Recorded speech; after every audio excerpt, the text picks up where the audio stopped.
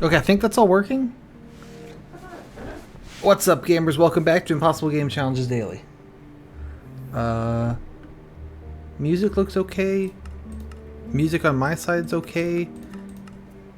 AC's going, so that's gonna be super loud. That could only mean one thing. It's time to play Super Hostile Kaizo Caverns without jumping. So, I did a couple of things. One of them being dug a little bit more iron. So we can use the iron to make a couple buckets to replace the ones... Oh, forgot that that's how that works in this version. To replace the ones that I accidentally threw away like a dumbass. And tree grew. Oh yeah, so that's the other news. Let's go take a look there. Back across the way over in the Starlight Cavern, I made this little platform to grow some more trees. Don't know how much we'll need it, because I feel like we've been doing a pretty good job with just this one, but hey, easy come, easy go, or whatever. So let's acquire some more lava. There's a couple of goals today.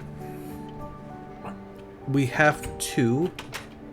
Well, I say have to. We can do whatever we darn well please, alright? But we have to... Ooh. There we go.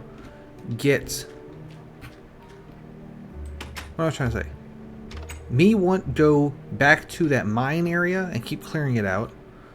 I did look it up, and pink wool is in Twisting Dark. So we need to go back there and find the pink wool. I think that's going to be super boring, and it's just going to be me stumbling around like a moron. So, not thrilling, necessarily. And finally, we could actually advance into some of the new dungeons we found on Intersection 3. That's my loose plan. I'm trying to think which one to do first. Probably check out the... Let's start with Twisting Dark. Because I have an idea of where to go. I mean, I don't. That's a lie, but...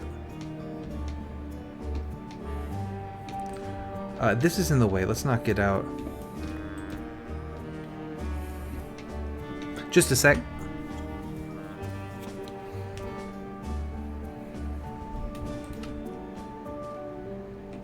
Hang on.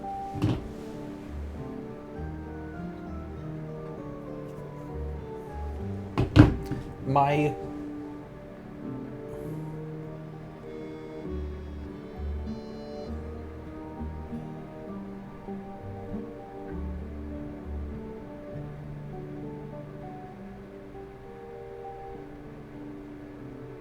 Okay, apologies. My eye didn't want to focus.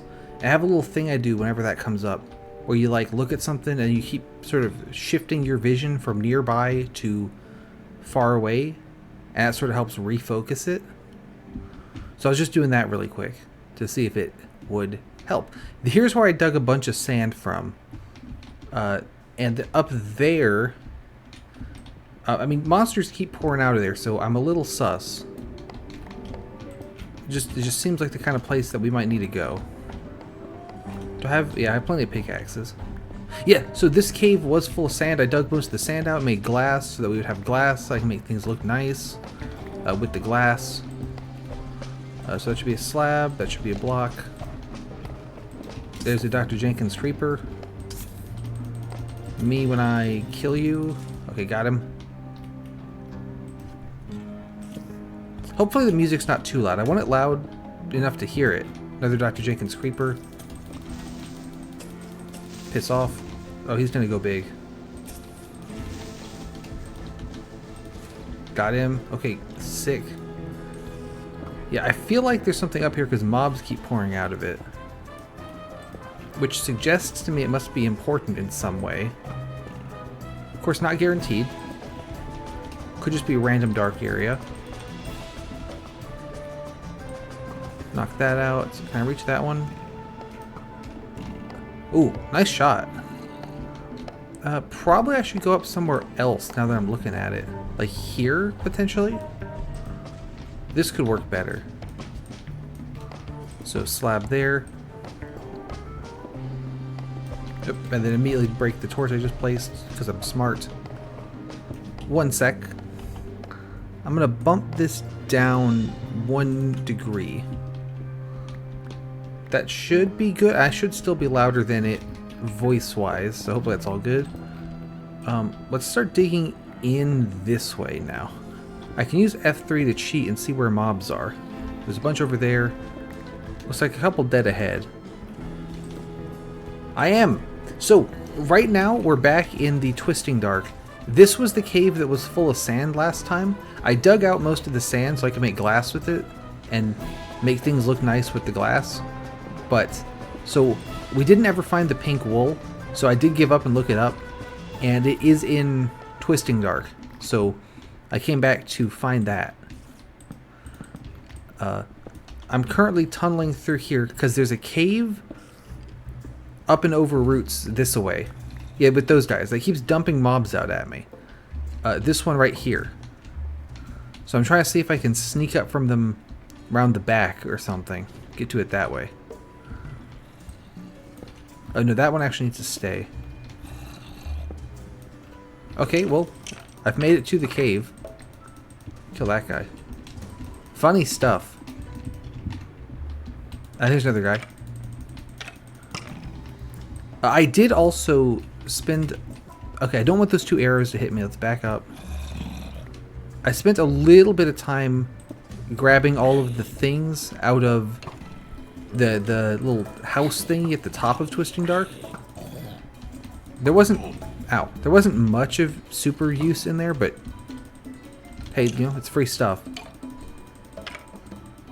I think I killed that guy. Let there be light. Exactly! Free stuff is free stuff. I'm certainly going to take it. There is a creeper. Me when I kill you. Alright.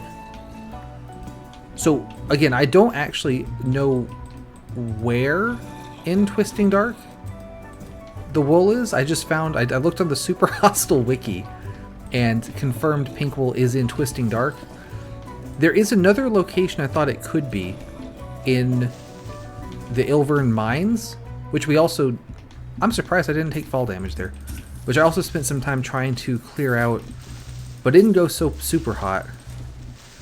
So hopefully that'll go better this time as well. Let me take the staircase that actually is finished.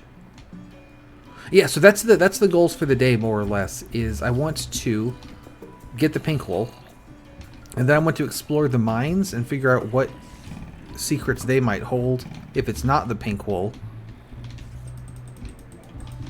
And then after that, we also found Intersection 3, so I could go in there and do some of the Intersection 3 dungeons. So that's kind of the loose plan. Oh! Come on.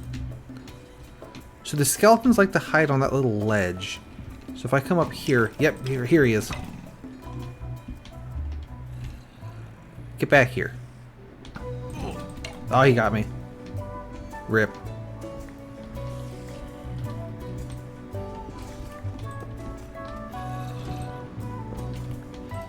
Oh, that's supposed to be a slab. Much better. Torch there.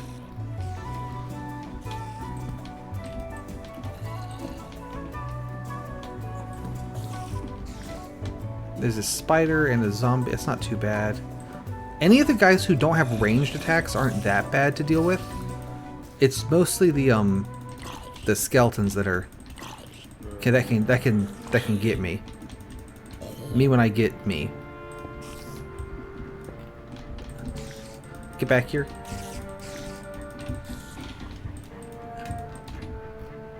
Alright, what's up here? Not much. So I was thinking that this way would be a good way to go, just because there's boatloads of guys were coming out of that cave, and so usually wherever there's boatloads of guys means that they're defending something, means probably go that way. But I don't actually know for sure, so this could be like the longest possible route to get to the wool. We'll just have to wing it. I probably should... Okay, there we go. I did die. I was gonna say I should probably retreat, and lo and behold, it did it for me. Not much of value there. The 2 lava buckets are nice. So let me quickly resupply and get back over there. Armor. Well, I'll actually bring armor this time. Probably a mistake to go with just whatever I had on at the moment. We can bring a bow as well and some arrows. That'll probably help.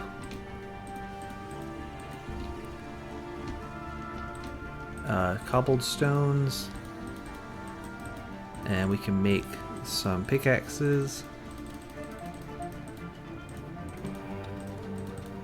And then 1 shovel just for the hell of it. Make some slabs.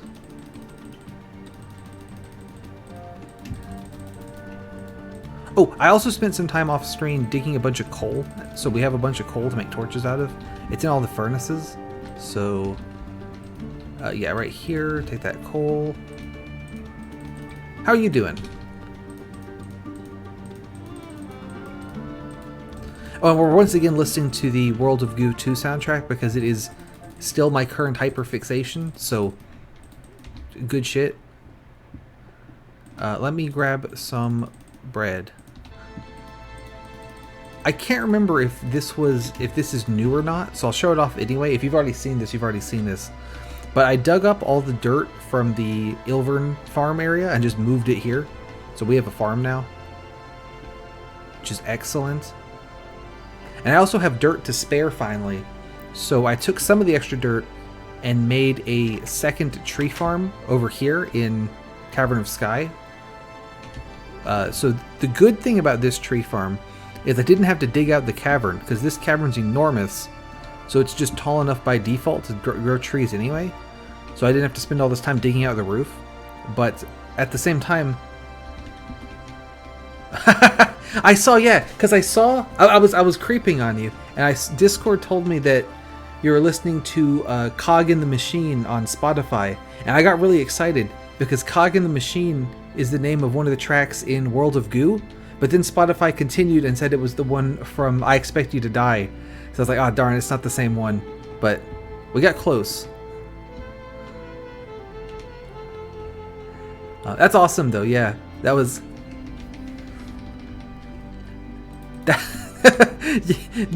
the reactions of when trying to do that one, yeah, it's about the same. It's about the same. The reactions when you were trying to do the one level, you have to keep answering the little questions and all that shit. That was incredible.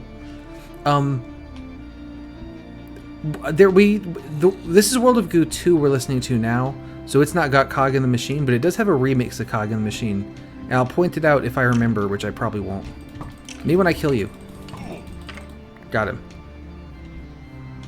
Am I full up on stuff already? That was incredible. And like you said, it got exactly the reaction that you wanted it to get. Like that was perfect. Let me get rid of this chest plate. That sucks. Yeah, why not, right? Make it even more bullshit. That's fine. It was too easy before. Okay, wooden swords are not going to last very long. Pickaxes over there. Rejuvenation. Let's see. Lava buckets like that. That's fine. I don't care. Is there a guy? No, that's an arrow. I thought that was a guy. Yeah, I remember that you were discussing like, should we keep this one? Should we get rid of this one? Should we keep this one but not use it with X? Should we keep this one and only use it with X? That kind of thing. Like figure out how to put them all together. So interesting that there's been some tweaking, but it seems about right. Okay, there. Get out of here. How is the volume of everything? Hear me okay? Music too loud? I have the music. I've been playing the music a little bit louder than I usually do, because I listened back to some of the streams And you could like not hear the music at all. Okay, excellent. Okay, that guy went big, so that's not excellent, but we can work with it. I listened back to some of them, and it's like, oh, you can't hear the like the in-game audio or the music I'm playing, like, at all. So, you know, perhaps I should fiddle with it. So I fiddled with it. There's a lot of guys down that way. I know exactly what this calls for. But I need to kill the guys first. Maybe when I kill you.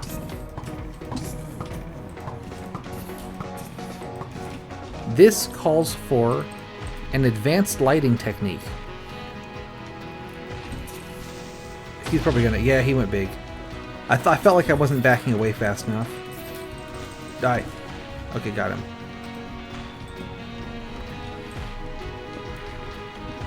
Let's see.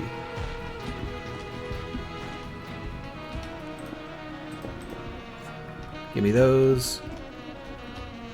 And let's see. I need one here.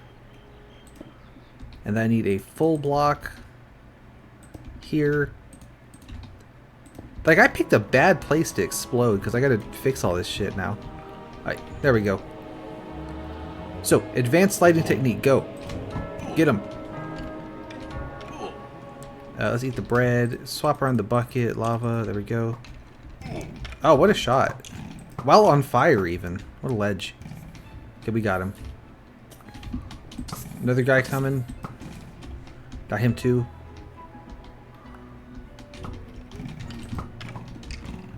Let me get the blocks out. Can I block off this left side here?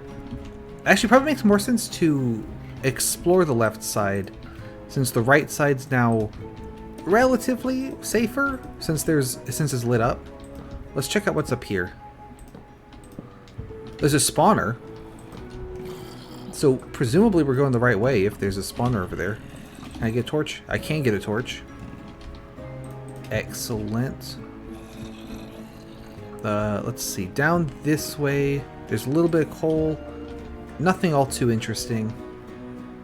I saw RT Game play those I Expect You to Die games. They look pretty cool. And yeah, the little opening songs go really hard. So that's an excellent choice for designing a bomb-based gameplay puzzle thing. Yeah, no, that's fair. I kind of feel like the openings... Like, the game was good, but I kind of feel like the openings were, like, the best bit. Like you see that, you've already experienced, like, the absolute best part of the game. Yeah, exactly. It's, I've said before that Infinifactory makes me feel like a mad scientist. I could say, like that kind of thing, like, makes you feel like a super villain. It's great. Ow. They're really well done. Yeah, evil genius, exactly. So, okay, I have now lit up those two spawners. They shouldn't continue doing that anymore. There's a lot of guys down below, so that means it's time for an advanced lighting technique. Also, I don't want this. Go away. Let's see what's down this way. Me when I kill you. Me when I kill you. If I dig this out... There, now the lava spreads... Ow, what a shot. Well done. Can I shoot him? I gotta be careful with this angle, because he could shoot me into the lava, which would be not great, but we got away with it. Let me actually... It looks like I want to be on this side. See if we can do that.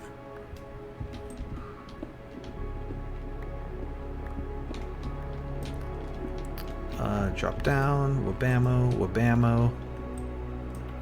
Knock this one out. Fill that in. Knock this out. What are we looking at? There's light down there. There's a guy down there. Oh, I can't hit him.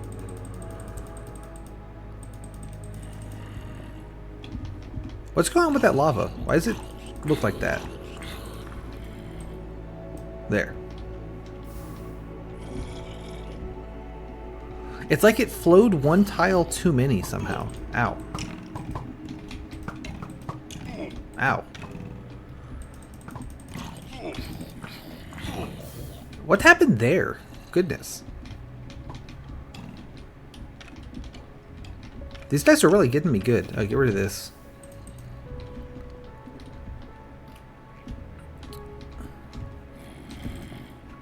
Now that I've lit up this little area, I can pick back up this lava. Give me that. Because we don't need it there. And I can pour it somewhere else to light a different area.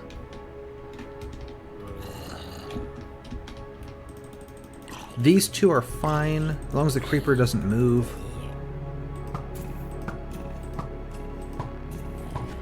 There we go. And get that in there.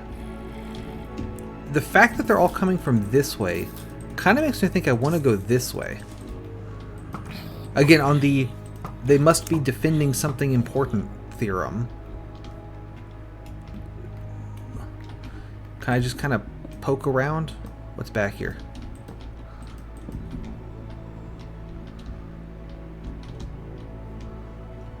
Light this. Let's put a slab so I can get out. Looks like we mostly cleared this out. The advanced lighting probably helped. Zombie somewhere.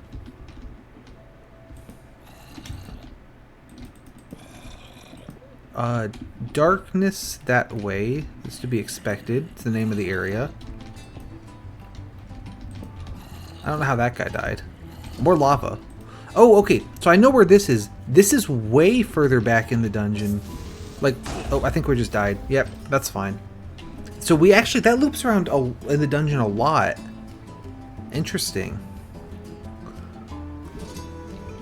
I can probably just get that stuff. I'm just gonna grab more food.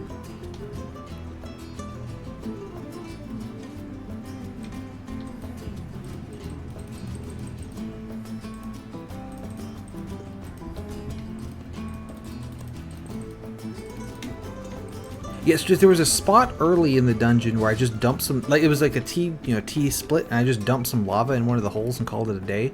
So I think we've looped around all the way to that part of the dungeon.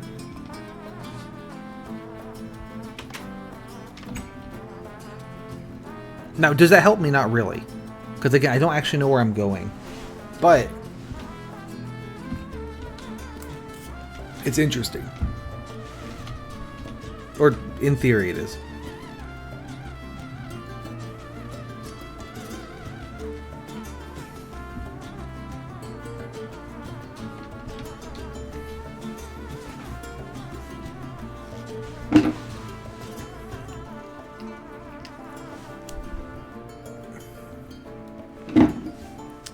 Just a second.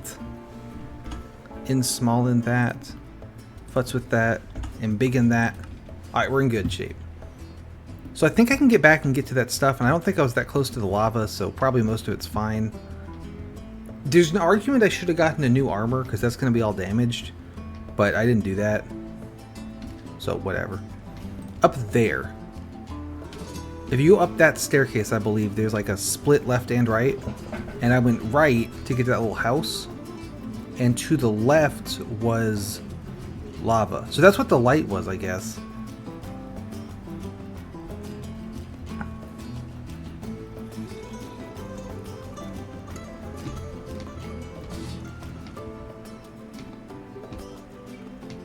Keep an eye out for any chests. I don't know if the second wool in here is going to be as, like, in like a themed area like the first wool, or if it's just going to be kind of like out in the open somewhere.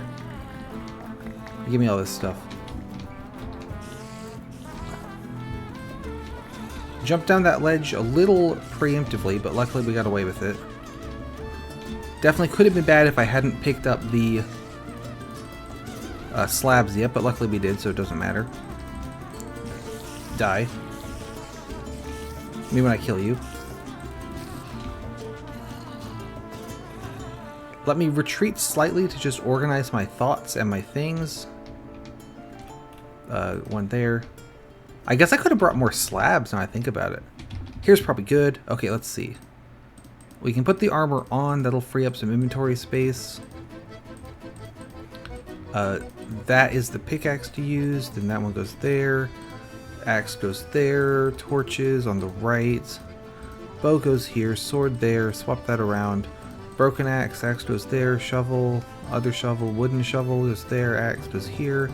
Put the slabs on the hopper. Another sword. And then stones there. Bread there. Buckets in the corner because I don't have any lava at the moment. There. Good enough. So I could peek around here. I probably don't want to peek around there. That looks horrible. Let's not do that. So there's clearly another dark area back here.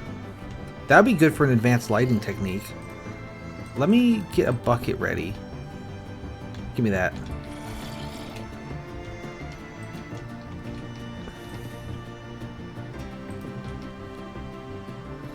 Yeah, right here. So I can grab this lava back and then just light this with torches so we can get an extra lava. And hop down here.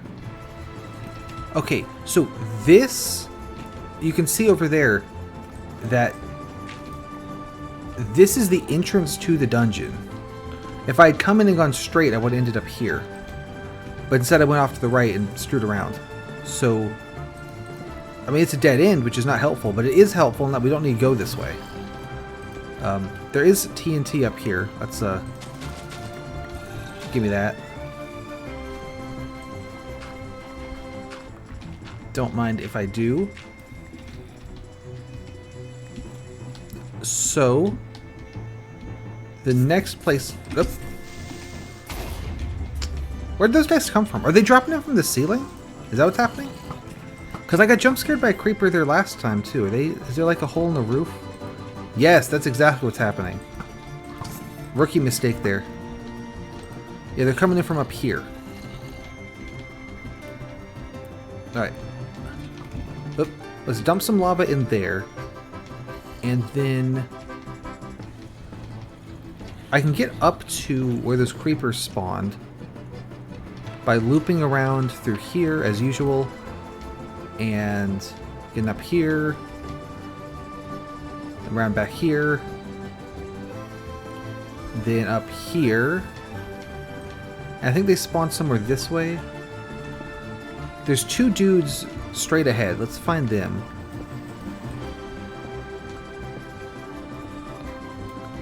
Use my cheat cam to see where the mobs are standing.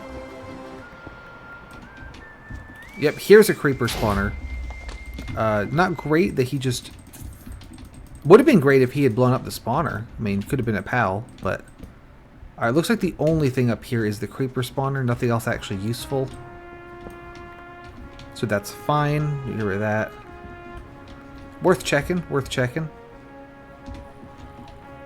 Make our way down. Oh. How are we doing in this little area? That lava's helped a lot. This looks to be a dead end. So I don't think we need to go that way. Give me these though. So the next way I could go is going to be this way, past the lava that I put. So I really don't want to run into that because that would be, not only would I die, but it'd also be really embarrassing because I put that there to begin with. So it'd just be like, yeah, what's wrong with you?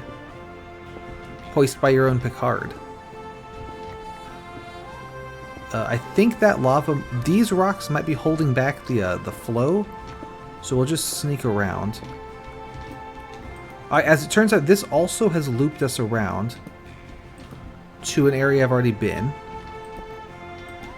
which is good. Again, it's cutting off options on where we could go. Oh, he jumped in from the above. Ow. Okay, well, whatever. I was hoping he wouldn't do that, but I was a little bit too close to the activation range. That's okay. But I don't want the slab there because then I can't climb the staircase. I'll put it here. Fantastic. So let's check out this direction. I'm not going to dig the coal because I think my inventory is too full to hold it. So I'm just going to leave that there. There's a couple more routes we could go. One of them being this way. So I've chosen it because it is the closest to being on the same level as me. This looks like it's a dead end. And indeed, I would say that this is a dead end.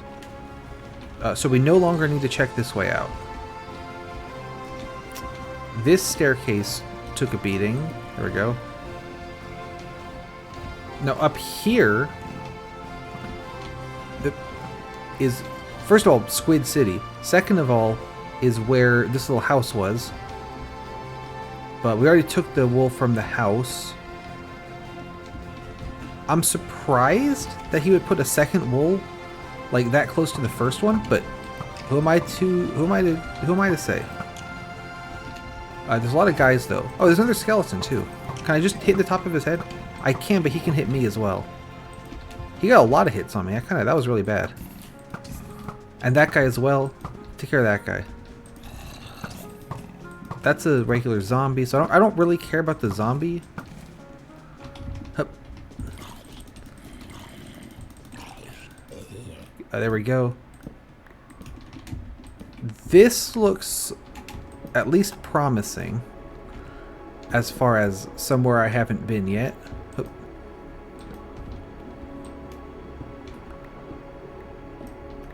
Yeah, I can get out through this little path. Let's put a slab here and a stone there so I can get down. And I'll fill this in. If I don't need to go down there, I'm not going to. Oh, there's shit all back here. Okay, great. Never mind, this is not promising at all. This sucks. Light that up. Okay, great. Oh, there's a guy. How did he get there? I guess he walked. Fill this in. There we go.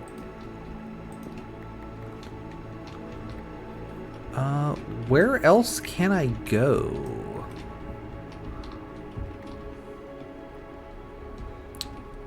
If I just blindly wander through here, are there any more dark areas I haven't been to yet? Ooh, I could do this. Anywhere that mobs are spawning is going to be a dark area, meaning I haven't been there yet.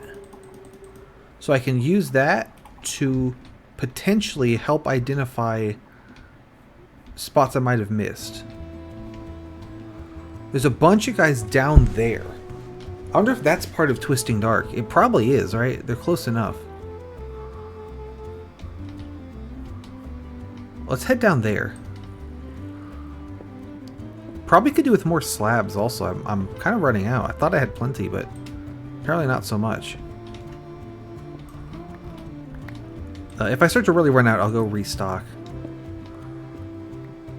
It does look like I got to go down quite a bit further out of pickaxe.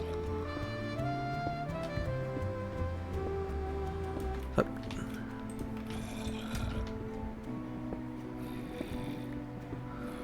There seems to be a guy right here. There he is. Ooh, there's more sand as well. We could get lucky and just find the wool like immediately, or it could take absolutely forever. So, just try to sort of send it and see what happens.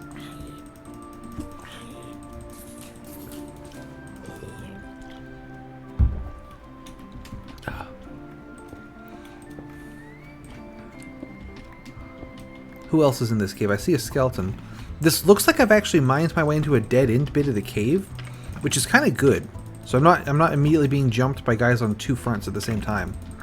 It's one, one stream of guys. Much more workable. Another skeleton back there. Got him. I'm running out of arrows. I brought a whole stack of them. I guess it's just they don't do a whole lot of damage in this version. You can shoot them really fast, but they're not good for much. So that's kind of the trade-off. I mean, this definitely looks like somewhere to be. Slab there.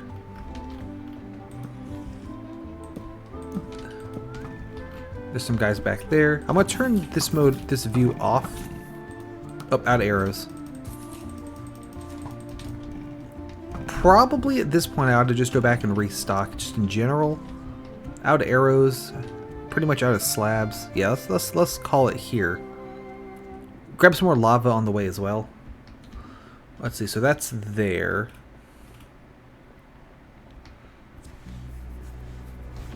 I think I'm good on tools though. So it's just gonna be... Might be good on torches, maybe should make some more. I have a lot of coal there. We can just make some more torches, some morches. And then probably like a stack of slabs or so. Another piece of bread, new armor. Actually, I can go ahead and dump the armor. I don't want these. Get out of here. Oh, I made a secret cactus farm as well, so that's pretty fun. We can go check that out.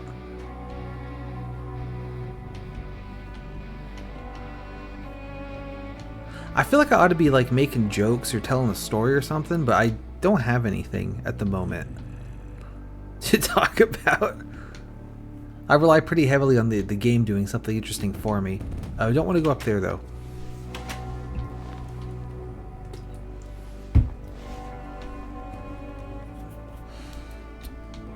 Okie doke, so let's make just a bunch of slabs. Now we're talking, that should be plenty. I don't need to eat this yet. Cobbled stones can go in there. Redstone's TNT is redstone. Blocks. These are gravity blocks. These are items. Buckets. I'll refill these with lava. And then we'll make some more torches.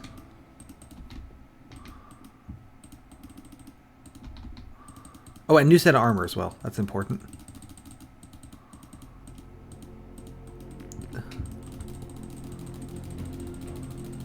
There we go. And then here's armor, but more. This one's got everything but pants, so we can just wear that. And then I actually over in items got leather, so I can make some leather pants to complete the ensemble. There we go, looking good. Oh, here's the secret cactus farm. So that's pretty exciting. Let's see, more lava. Ooh, I should harvest the farm and get wheat. Gimme.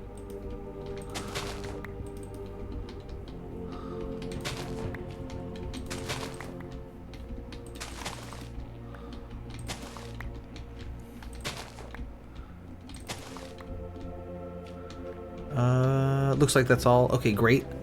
That's a couple more breads, and then I can put the rest of the wheat in the food bin. There is an argument for if I want to bring a lot of bread, not crafting it at my crafting table and saving, like bringing the bread with me into the dungeon, and then also bringing a crafting table into the dungeon. Because if you do that, you could bring, like, for example, 3 stacks of wheat and a crafting table, and make just like a stack's worth of bread, but you have to place the crafting table every time. And I mostly don't do that because it's annoying. We're still here. I can get some more arrows as well, actually. That would probably be worth, since I am completely out. And they're coming in pretty handy with the skeletons. It's hard to fight the skeletons when you're in like a narrow kind of thing, because you can't really dodge them to the side. Although that said, it's also hard to dodge skeletons in a big open area because they can see you everywhere, so you just can't win. Yeah, exactly. Like with pre-crafting them, I can for let's say for 4 inventory slots. If I bring 3 stacks of wheat and a crafting table, then in those 4 slots, I can have like a whole stack of breads. But I have to do it manually every time. If I pre-craft them, I can only bring 4 breads with those same 4 slots. But if you do the numbers, 4 breads is 1 full health bar of healing, because each one's 2.5. And by that point, my armor is going to be in bad shape anyway. So it's kind of a win more thing, where like we were talking about Into the Breach almost. It's like a win more thing where I could bring 64 breads and have health forever, but if I'm going that long anyway with the rest of my supplies, I've already beaten the dungeon. So it doesn't, you don't need that much, I don't think. It's not like it's too hard to just run back anyway. Oh, let me swap this around though. There we go. Right, like I could heal if 4 breads heals my health bar fully. 64 heals my full health bar 16 times over. And it's like, okay, I mean that's good, but my other tools aren't gonna last that long.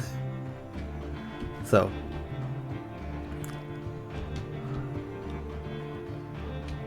we dug in right here. And we're in Sandopolis zone or whatever. Creepers are coming from that way. So perhaps off to the right is going to be the play. On the where there's mobs, you should go that way theorem. Yeah, no, and then that's genuinely, that's a good point. I could bring several stacks of stone and a stack of logs with me everywhere I go. And just make new crafting tables and tools and shit just on the fly. And then that would help keep up with the, with the resource demands. No, exactly, yeah. You could genuinely do that. And it'd be very funny.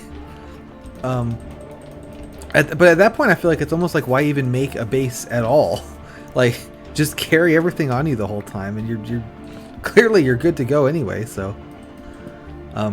You also run into issues with just the inventory size not being, not being enough for your wild machinations. Oh, go away. Me when I kill you. That would be, because there's even like a bug you can do where if I am walking and I hit W and E right at the same time, my guy auto walks forward even though I'm not pushing anything. So if you do it just right, you could do that bug and then quickly craft stuff while you're walking forwards. So like you like start running at the guy, and as you're running at them, let's do this. You start crafting swords and shit like as you're charging them. It'd be great. Again, not sure how effective, but it'd be really cool. That's what really matters. Speaking of really cool, where is like anything interesting? Let's see, down in the sand, there's like shit all. Yeah, exactly. This was Fortnite before they invented Fortnite. Really, I think that's what we're getting at. Fortnite wants what Minecraft Super Hostile Kaizo Caverns without jumping has. That's really what I'm getting from all this. Fill that in. Oh, careful there. So real. Fill that in. I think this light over here is from where I poured lava in here. But I'm not certain, so I'm going to go check it out. I'm also using a lot of cobbled stones. There's a torch. Oh, okay, so what happened here, this sand cave collapsed when a creeper blew it up. And so I lost access to it. But now we've regained access to the sand tunnel. So perhaps there's more tunnel this way, or like behind some of the sand. Let's use my cheaty trick. Probably nothing there. Oh, there's a bunch of shit down there. That seems like where we want to go. Here seems as good a place as any to start.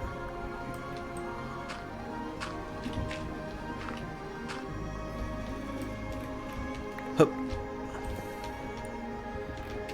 So I gotta be careful digging sand. As I've discussed a lot previously, if you update sand that's not on anything, it'll realize, oh, hang on, I should have fallen. And it'll fall. And then any sand next to it will be like, oh, hey, wait, I should have fallen as well. And it'll fall too. And so it starts like, it's like a resonance cascade. So, you know, if it is set up as a trap on purpose, or if I just get unlucky and I'm like standing on the ceiling of a cave, then the whole thing can just kind of dump out from under you. So it's worth being careful. It's looking to me like this is where we want to be. No, it's a resonance cascade. It has to be resonance. It's because the sand's resonating with each other. It's like they really get each other, you know, they're resonating. I assume that's what the thing in Half-Life was like the evil alien guys just really like got each other, you know? They was really good buddies. I've never played Half-Life, but that's the vibe I get. Alright, so that should clear out that cave down there. Let me put a block here so I don't light myself on fire. And then kind of swoosh around the back. Is this also... Yeah, okay, there's cave there. What about this way? I would like to be in the cave wall. Nope, that's more lava. A little bit further this way should do it. If I can get in the wall, then... Well, that's not the wall, that's that's just the cave. But we can make this work. The point is I need somewhere I can dig down and get into the cave from. And I think this should do exactly that. I mean, here's some. There's a bunch of guys in there. Me when I kill you. Should probably block this side off. Die. Something is going down in here. Like, good God.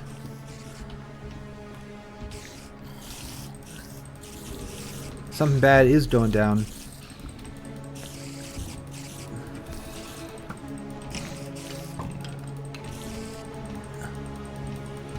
Good Lord.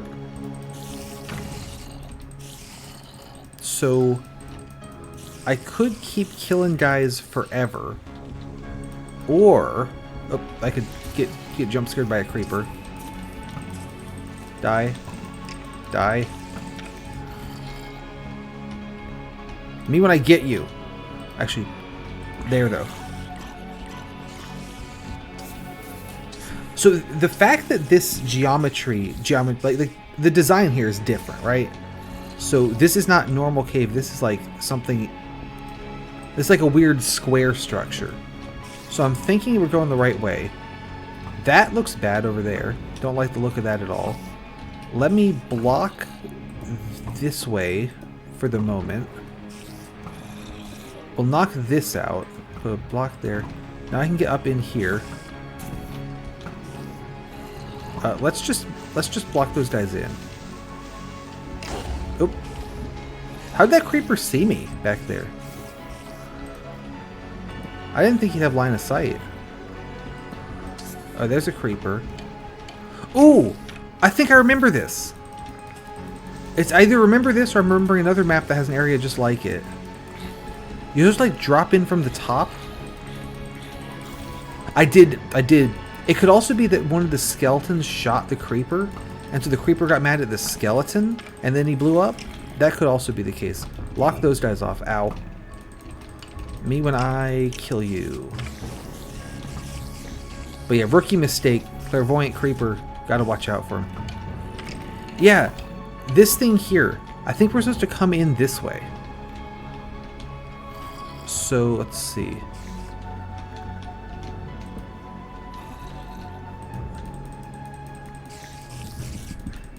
This would be a good place for like a Minecraft creepypasta. I don't know. That's the vibe I'm getting.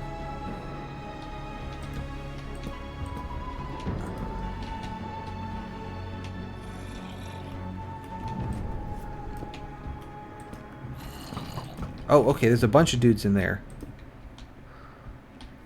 I think we can take them. Okay, maybe I've overestimated whether I can take them.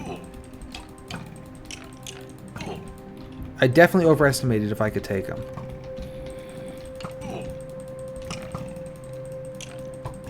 Maybe when I kill you. And then there's you. We're out of sword because I'm using a wooden one because I'm stupid. Yeah. That ain't working. Let's regroup and try something that's not that. Get out of here. What I can do, now that I've kind of sort of loosely cleared this area, is grab this lava back, go ahead and put a torch up to replace it, knock out this block, and then back here, boom, take that. Oh, we can also recover this one, I think. Let me grab this. Swap them around. Let's block these so I don't just kill myself in lava. Always worth considering. But I don't think there's anything back there.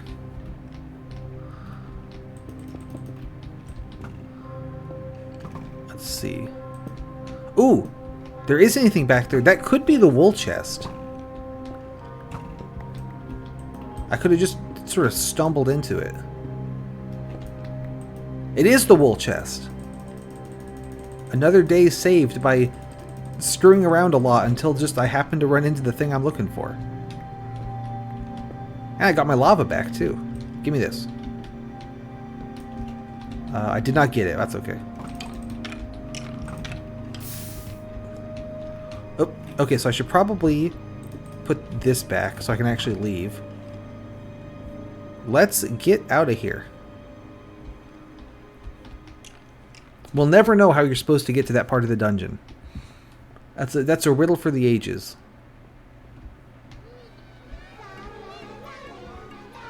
That's really good though. I was worried that was going to take forever.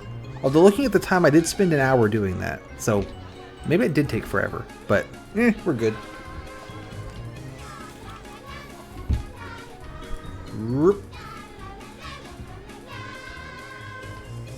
So obviously I'm not going to do it right now because I have important stuff on me. But the next thing I want to do is grab another bucket of lava and down this ways in the Ilvern mines. There's like a whole bunch of bullshit, and we made a little bit of progress, but not that much progress through it. Get more wooden swords too. And I want to continue doing that. Because surely if there's that much bullshit, there's something worth it at the end. That's the way I see it.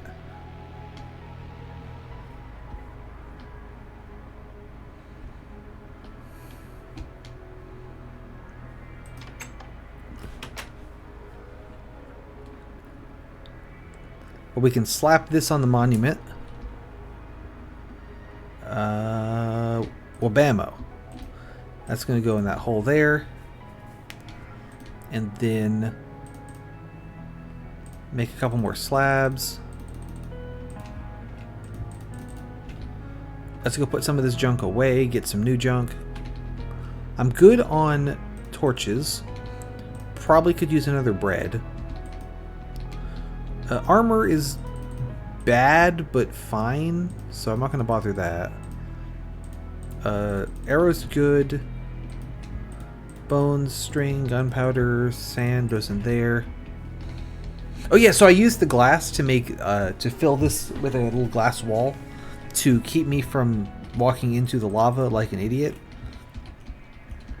And I also used the glass to... Here's my wooden sword collection.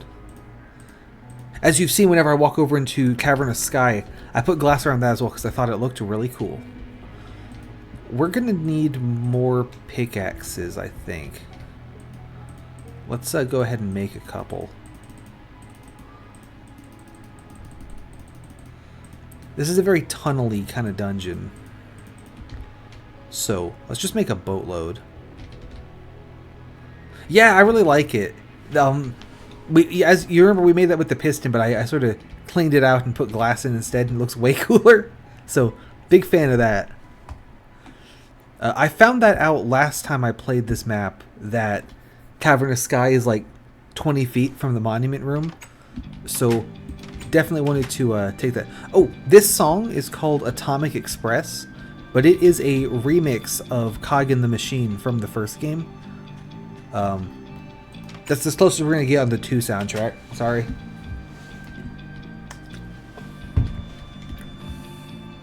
The first game version of Cog in the Machine had a lot more just like screaming. So, just imagine this but with streaming. And like not as cool. I don't know how that guy got there. That's the downside with the tree farm in this one. The tree farm in here is not completely safe. Yeah, it's really good. It's one of the... It goes really hard. World of Goo is a weird game. I really, really like it. I'm not sure if it's one of those games that, like, you have to play it 15 years ago, and then it just becomes, like... It fundamentally changes you, but if you play it now, it's like, anyway, that's just a funny Goo game. But... yeah, good shit. Anyway, yeah, I was rambling about the tree farm. I have not fully in-safe-ined the tree farm in Cavernous Sky because there's all these little nooks and crannies the mobs can spawn on and then jump down onto the farm. So I have to actually be careful over there. I mean, I've safe-ined it a lot. It's not like that dangerous, but it's not completely safe. So that's, you know, the downside of that tree farm. The upside is it's way bigger, and I could easily expand it. I have 16 more dirts, I think, so I could easily expand it to, you know, up to 16 more trees. I don't think we need it, though, you know? I think we're doing fine. Oh, I also did this. I think this was off camera. This might have been on camera. But I dug a tunnel right here.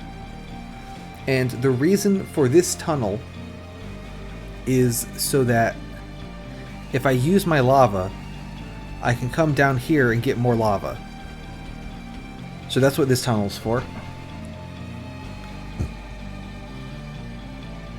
Because the way I was clearing this mine area uses a lot of lava. It's mostly just dump lava on it. That's basically the strategy.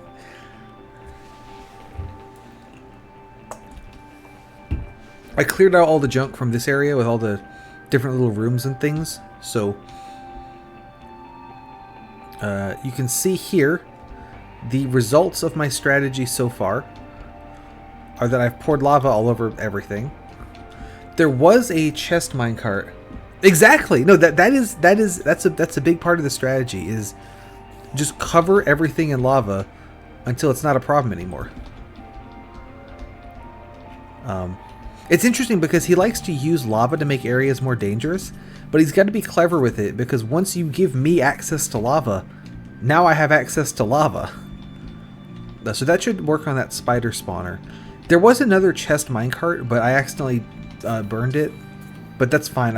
I don't believe the chest minecarts ever have goodies like wools in them, like important stuff. The one that burned looked like it was mostly like cobblestone, wooden pickaxe, shovel, that kind of thing. So not a big loss, honestly. I would love to recover this one if I could, but not convinced. Let's put this up here, actually, get some more coverage with it. And then swap these guys around. Yeah, exactly. It's I don't even need the wooden pickaxe. You know, I've got stone pickaxes, and I actually have enough to just I could probably just do iron pickaxes. And we'd be fine. So, not a huge deal. Ooh, there was one map I played. It was a much newer map, so it had access to a lot more block palette and stuff. But I played. It was still a while ago at this point, but it, you know, it's newer, right, than this version. So, and I played with my brother, and the second to final dungeon was super cool, and it was sort of like a model solar system almost, where there was like models of each planet that you would like go through with and then like the final planet was like the sun, right?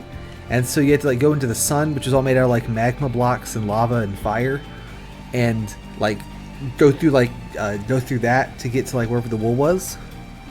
It was really, really cool, like thematically, but it didn't make for a very good dungeon because it was really easy to just like skip all the planets. You just go around them and just go straight to the sun. And then because the sun is just like a circle. I don't know, getting around inside of it was mostly just annoying, more so than it was like hard. So, cool idea. The actual proper final dungeon was like a big castle thing, which, while a better dungeon to play, I thought that the solar system thing was so cool that the castle thing was kind of like, that's a little bit disappointing as an ending. That one was pretty good though. I will never find it again, so I cannot promise to play it on stream, because I have no idea what it was called or anything. But it was pretty good. It was pretty good.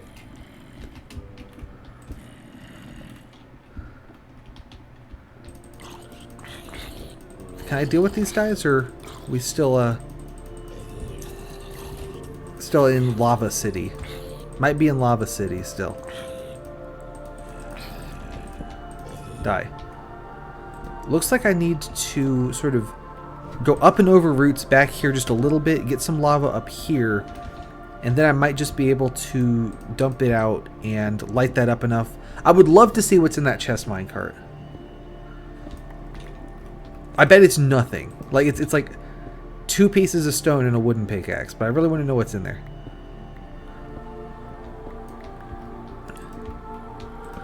Alright, if I do this... Oh, that does put lava on my path, but that's fine. I'll make a new path.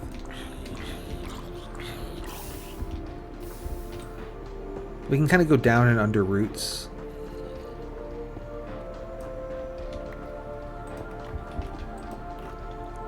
Oh, there's absolutely going to be nothing of note. Like, it's not worth it. I don't believe that wool is ever present in a non-chest container, so it wouldn't ever be in a chest minecart.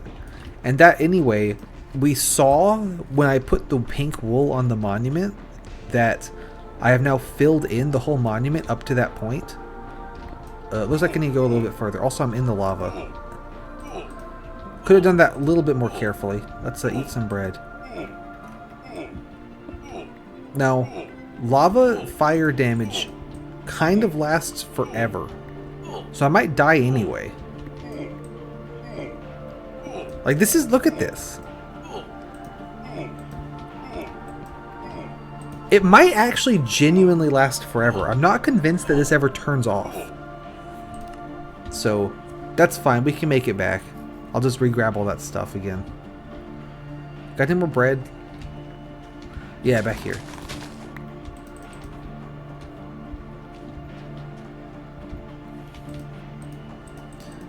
Quickly make a new bread. It might be the case that lava actually never stops. Like, maybe I should be carrying a water bucket with me to put out the lava. But I don't know. You would think it would turn off eventually, but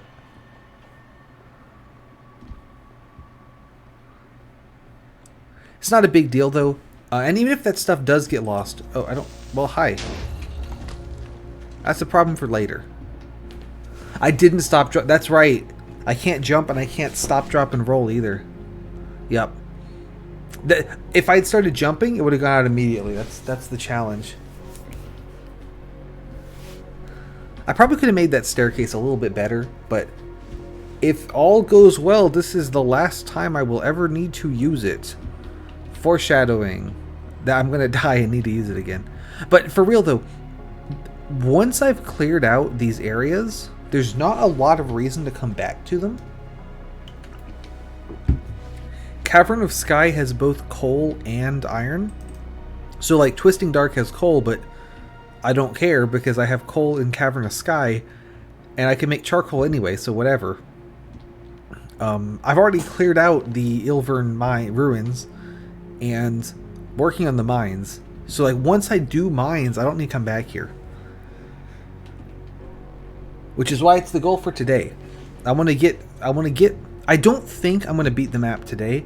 I think this is going to be 2 more streams. Because I definitely can do the mines today. And then I think there's time to do some of the Intersection 3 stuff as well. But there's not going to be time to do Planar Warp and Citadel of Demons, because that's going to take forever. So, we'll just wing it. As I always do. Here's all my crap. Alright, pickaxe goes in this slot. Sword. Let's put the used sword in there. Shovel. Wooden shovel. Pickaxe. Shovel. Shirt. Shoes. I did lose my armor. That's annoying. Well, I still have it. It just took a lot of damage.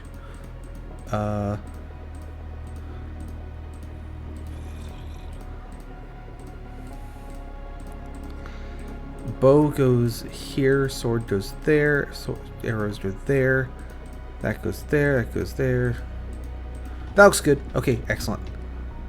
Is this clear of the lava? This time I'm going to kind of stay back. Mostly, but we could go one further. Here we are. There's a guy. There's a bunch of guys. Looks like I need more friggin' lava over there. I can do that. You can see the train track underneath the minecart has burned away mostly because of my lava-based antics. So that's good. It's always a good feature. Look how many guys are freaking down here, though. Like, I don't think you can just come into this area and just waltz on through. Like, you have to do some shit with lava or something like I'm doing. Can I reach you? Let me,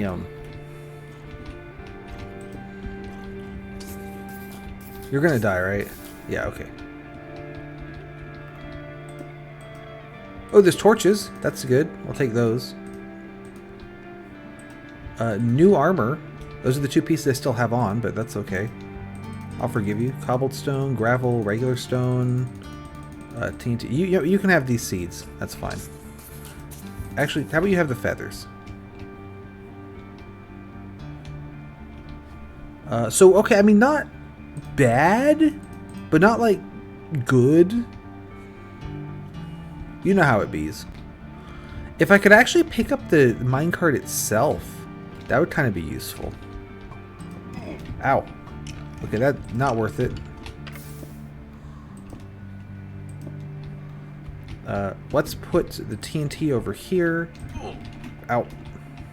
Okay, that time it didn't set me on fire. I think the minecart's gone, though. Oh, well. Easy come, easy go. And as they say, very difficult come, easy go. Yeah, I would have liked the chest so I could dump some stuff in the chest up here. And then not have to... Not... Like, my inventory is full of random crap now, right? So that would have been nice. But... we can work with it. There's actually there's a dumb solution and a smart solution. And the smart solution is just drop some stuff I don't need and just get rid of it because I don't need it. The dumb solution is to dig this wood and make a crafting table and make a chest myself. This is where the little farm was. And I dug up all the dirt from it. So that's why it looks like it does now.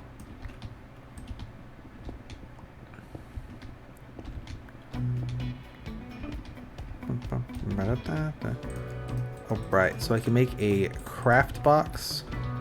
I need to actually make the craft box. There we go. Let's go ahead and throw out this old armor and put on the new armor that we recovered. That's good at least.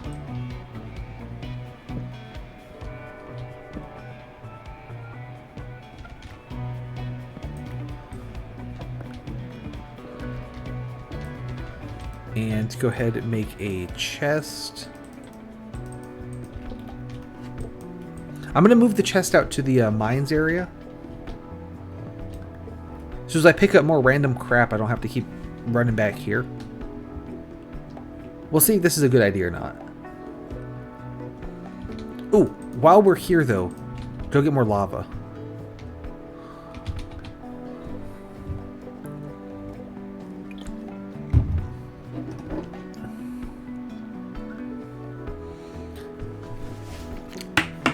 So I designed this tunnel, I used the coordinates on the F3 menu, but I made sure to put this little wall right at the end. So if I'm just walking, I don't just walk into the lava, there's something to stop me.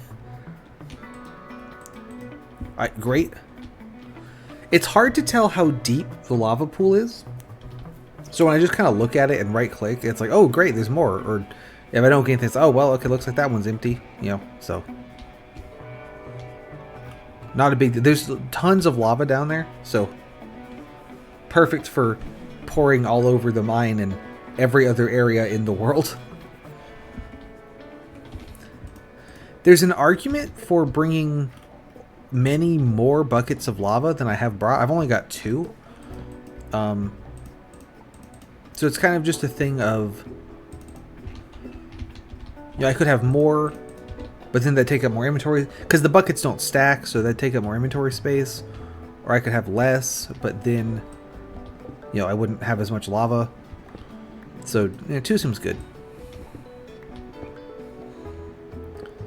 I guess I can dig the coal now, because I have the inventory. I was avoiding the coal, since I don't have that much space, but I can dig the coal now, because I just made space using my incredible strategy of digging up the farm to make a chest out of it.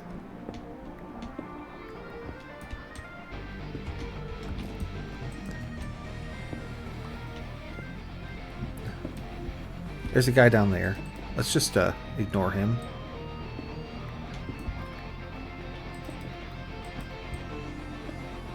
That skeleton can probably shoot me from there. Can I lure him into the lava? Get in there. Come on, you know you want to. It'll be fun. Okay, there we go. Problem solved.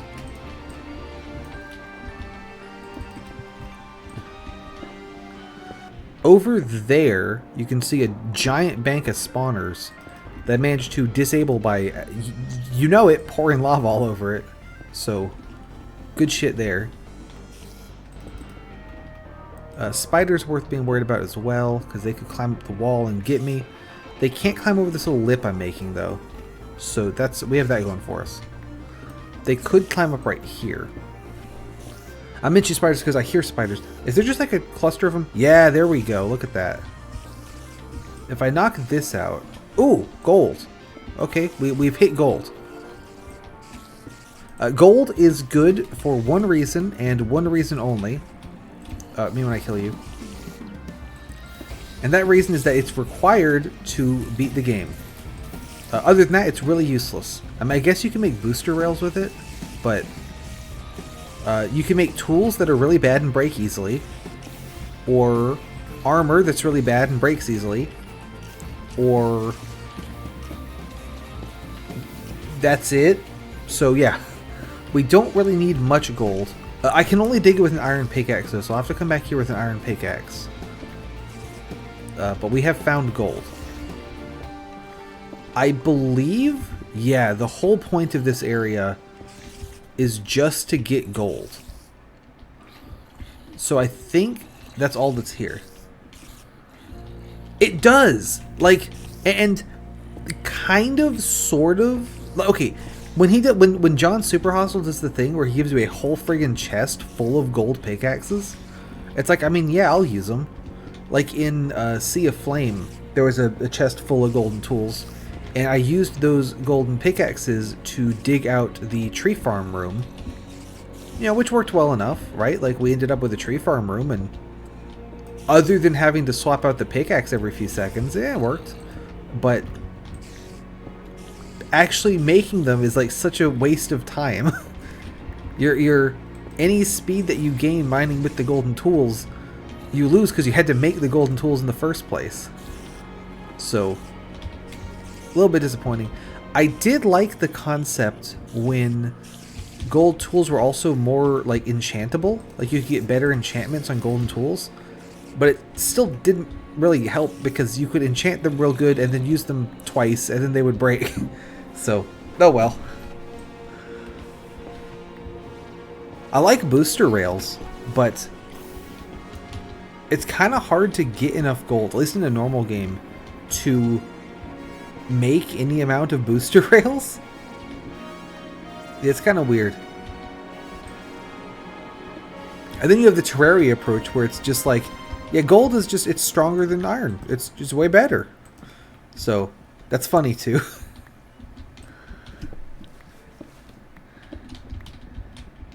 I like Terraria because it rates titanium in the same like metal class as shit like mithril.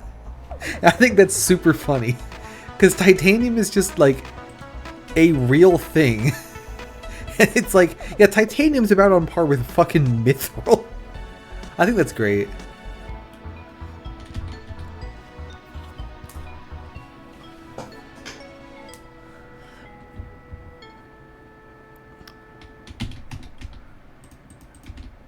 And it's true, titanium is fantastic.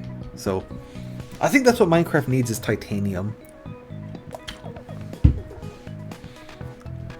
And you can make tools out of it that are really fast and they last forever and they're just like the best ones. I think that'd be pretty balanced. Ooh, I got lava. Okay, sick. There's also a back way in here through this house, but I got tired of having to climb through this house every time, so I just made a tunnel straight there. Okay, what are we doing now? We are going back to the base so I can return to this area with an iron pickaxe and dig some gold. Makes sense. I know that PB for lead is because it was like plumbum or plumbium, something like that, because they used it in plumbing. That's why lead's PB.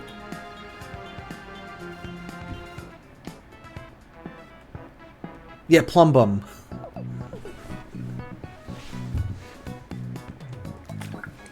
I couldn't remember if they had the I in there or not. It sure is. It sounds more like a, I don't know, something that like Bugs Bunny would call Elmer Fudd than it does like an element name. It's good shit. Let me in. Okay, so I'm going to put away most of this junk. Iron pickaxe. Bing, bang, boom. We're cooking.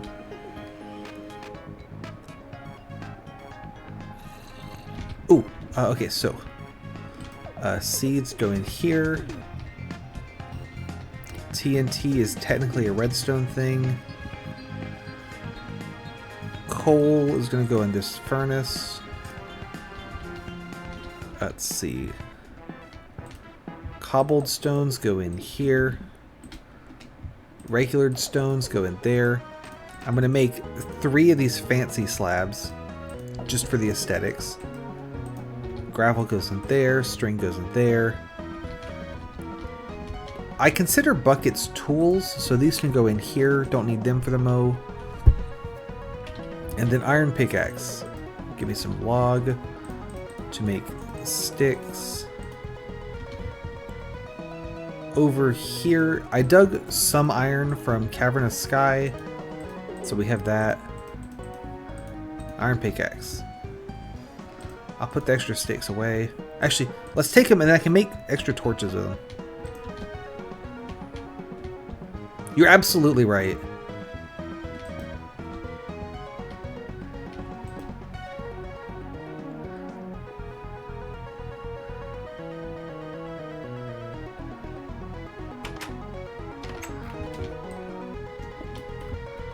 How's that? I think that's pretty good. Just class the place up a little bit, you know? Thank you, yeah. I'm a real expert decorator. So, I knew you would love it. I really like the texture of those slabs. Those are really good. They really cooked on that one. The weird stone slabs that don't look like stone, they really cooked on that. It looks really good. There's some way. So, okay, in the current version of the game, I think you can just make that kind of stone by like cooking stone a second time, and then it makes that or something like that, which is cool. In this version of the game, You can't get a full block of it, like, legitimately. You always get, like, it 2 slabs stacked up, so it has the side texture doesn't match. But doing some kind of weird data value editing shit, map makers and things can get blocks with this texture on all 4 sides, or all 6 sides even. The 2 it normally has, and then also the 4 faces. Like, it's really cool. That's what I'm getting at. It's very cool. It's good shit. We may or may not have seen that. I can't remember. Like, seen that already. When you dig them, it gives you back two slabs. And so if then you place the 2 slabs back, it sucks to be you. They're not going to turn back into the thing it was before. It's going to have the line down the middle. It's something to do with, like, damage values or something. I don't really know.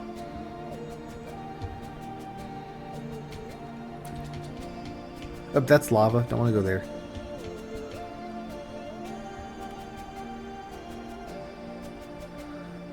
Alright, we need 9 gold.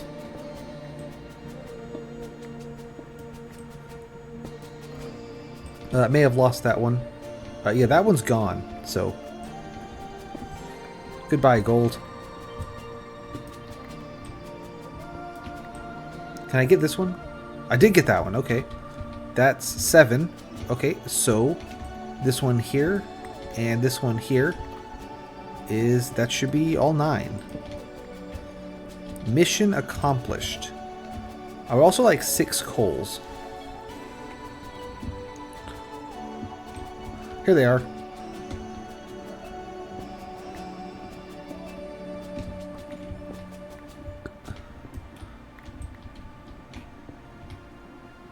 Actually, I need to do this one so that guy will drop down. There's 6. Okay, so I can make some more torches with the extra sticks. Now, I don't believe there's still anything in these, but I can take them. And that's what matters. Although I don't think I actually need the crafting table. I think my base is full up on crafting tables. So I can just hurl it in the lava. I guess I can't hurl it in the lava because I put a protective barrier around it. It is a matter of principle. I'm not just going to leave crap lying around, right? You gotta clean up after yourself, right? Show some respect to the Ilvern ruins. Yeah. Take only wool blocks. Leave only creeper holes. That's what they always say.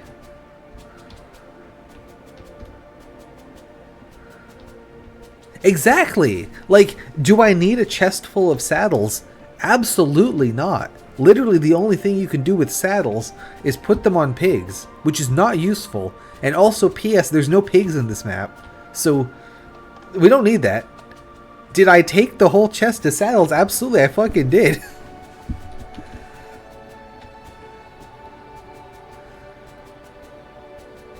Anyway, but the point of all that is, we now have enough gold to make a gold block. That's another piece of the monument. And I can move on to intersection 3 stuff. The first one that I want to take on in intersection 3 is going to be Grave of the Dragon, which I'm going to need some extra bridging blocks for, and maybe more slabs? I'm not sure. So we'll grab a couple more stacks of cobblestone, make some more slabs, and go check that out. I don't remember, I don't think you've seen the intersection 3 location and dungeons and stuff yet. So I'll show those off too. Doop doop. Oh, also, let's check on the cactus farm. Looks like it's all ready to harvest.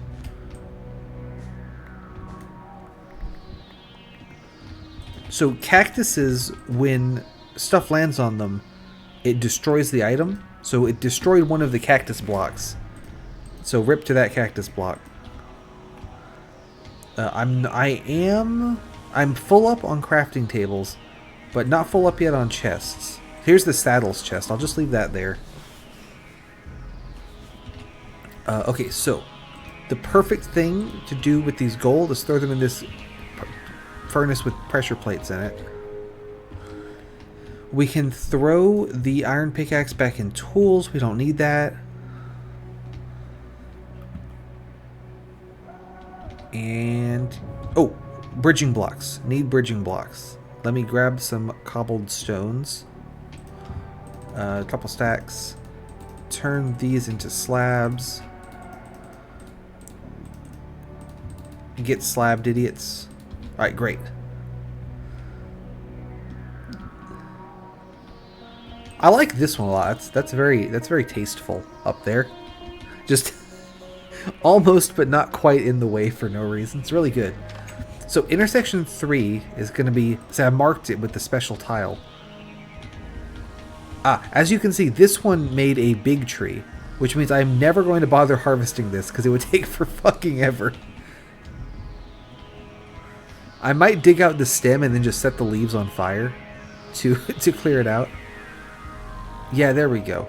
So this perilous bridge, you can see back there, I dug a bunch of iron out of the roof of that cave, which was kind of a waste because there's way more iron in the ceiling, but whatever. I got iron. We're good. Like, you can see some right there. I should have just gotten that iron, but it doesn't matter.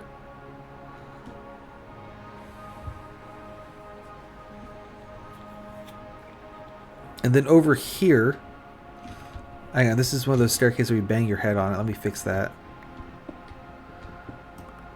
Problem solved. Oh, no, problem anti-solved. This is the path to intersection 3. And then there was a whole bunch of bullshit in the way. Creeper trap up there. I think a creeper set that explosion off just by itself. Let's just a little bit of that action. So I think that there was a trap there, but something just wandered onto the button and just set it off anyway.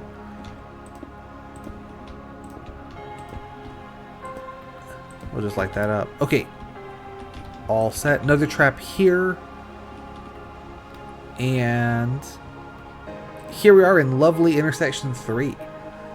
So that's Cavernous Sky. We can do Spine Forest. We can do Grave of the Dragon. Or we could do Planar Warp, which leads to Citadel of Demons. If you remember, back forever ago, in like the second area of the game, we found a secret shortcut from the Starlight Cavern to the Planar Warp. So it's all coming full circle.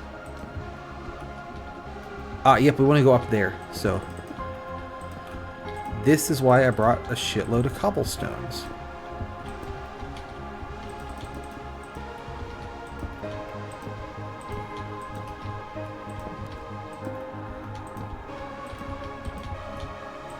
There, and there, and there, and there.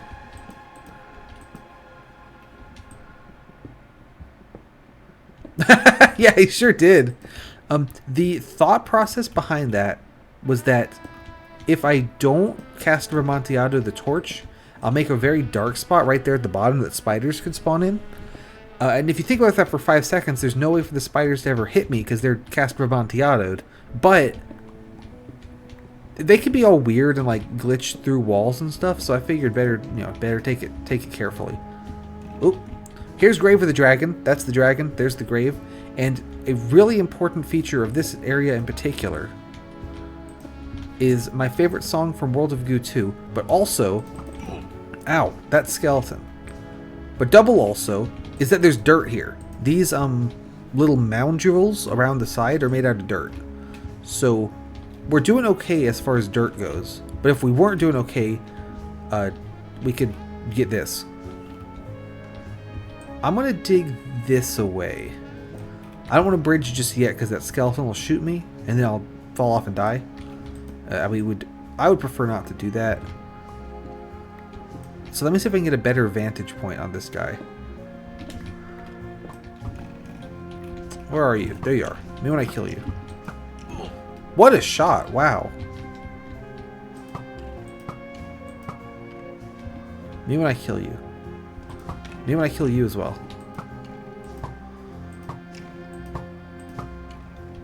Oh, sick. So is that all the skeletons? This actually would have been a good area to bring lava to, now that I think about it. Because I could have dumped the lava out onto this bit. And they wouldn't be bothering me so much.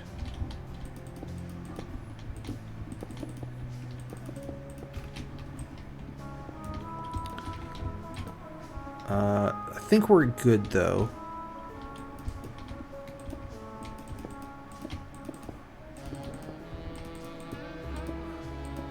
This is kind of a weird bridge I'm making. I don't really know what I'm doing. I don't know why I'm doing it like this. I should be putting like that, right? Like a wall on both sides.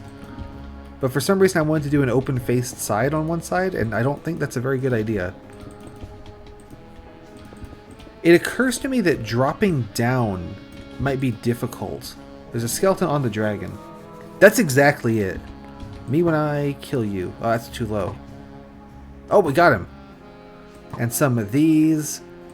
Alright, there, he's dead. I think I keep bridging towards the dragon head. And then we can drop down onto the dragon's head. Using me falling onto the dragon's head. And subsequently, that's a $10 ass word, get to the rest of the dragon. So that's the plan.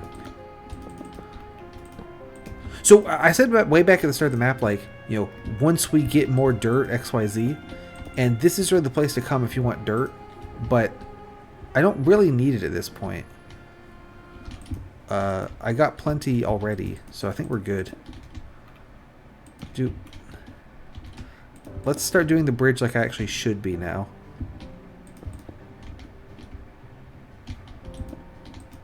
And then let's fill this in. Doop, doop.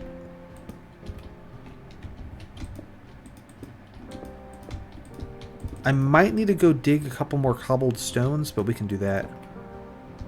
I might just about make it, though. It would help if I don't keep blocking myself off. Like that. If I stop doing that, that'd be a big plus. Yeah, it looks like I need just a little bit more cobbled stones, so rather than running all the way back, let's just grab some.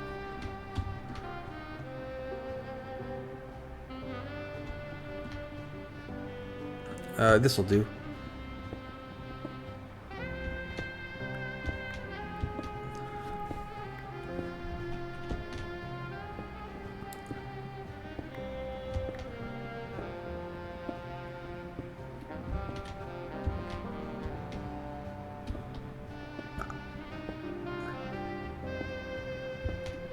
Watch as I don't pick up any of the cobblestone and just dig it.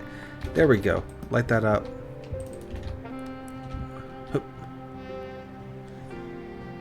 I should have lit up the end of the bridge.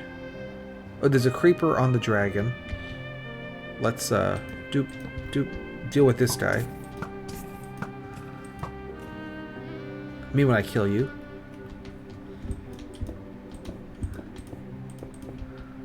Anyone else to worry about? Dragon head looks pretty safe at this point. There's some guys over on the wings. I don't really care. I'll write so I can slab down right here. Put a torch down. Slab down here. Now the dragon's obsidian, so it's really hard to tell what parts of it are dark and what parts of it are well lit. So I'm just going to like put lots of torches down, which is pretty much what I would do anyway. So no departure from the usual, I suppose. One there. And then something like that. Alright. I think we want to get directly underneath where I'm standing right now. So we can hop here and onto its little nose.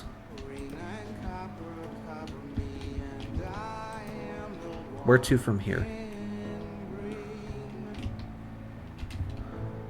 I could get down into the mouth. I think I need a little bit more cobbled stone. Prediction was slightly under.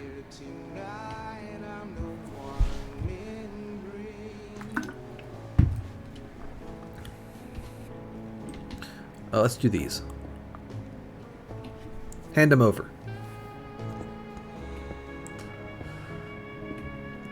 I think I mentioned this before. I saw a tip forever ago, like back when this was the current version, that you mine faster if you unclick your mouse between every block. Like you unclick and reclick. But that just seems like a lot of work. I don't want to do it.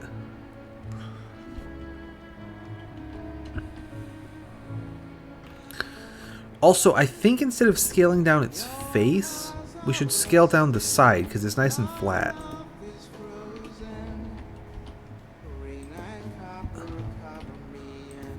Like down here.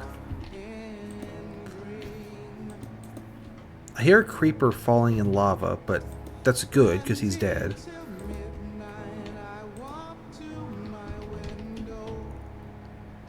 Okay, so I see the problem here. Although I can use this gravel I picked up to drop a bit. I'm going to go for it and hop down. This might be a mistake. Okay, luckily there was no one there. If there had been guys there, that would have been a pretty dumb move. But luckily there were not. So we get away with it.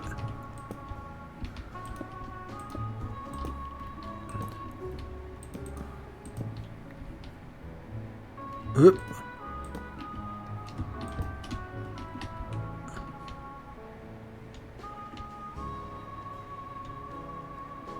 Runs with DRG. I don't know that I know what DRG is.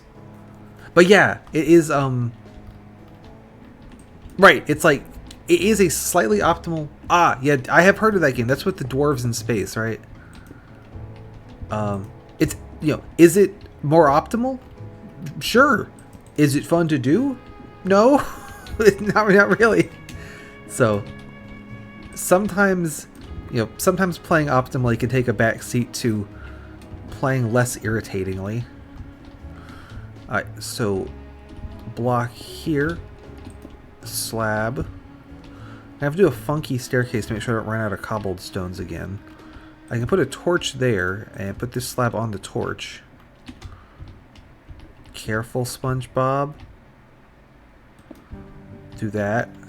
Torch here, slab on the torch. There we go, that's coming around. Yeah, something speedrunning, something fun, something optimize, right?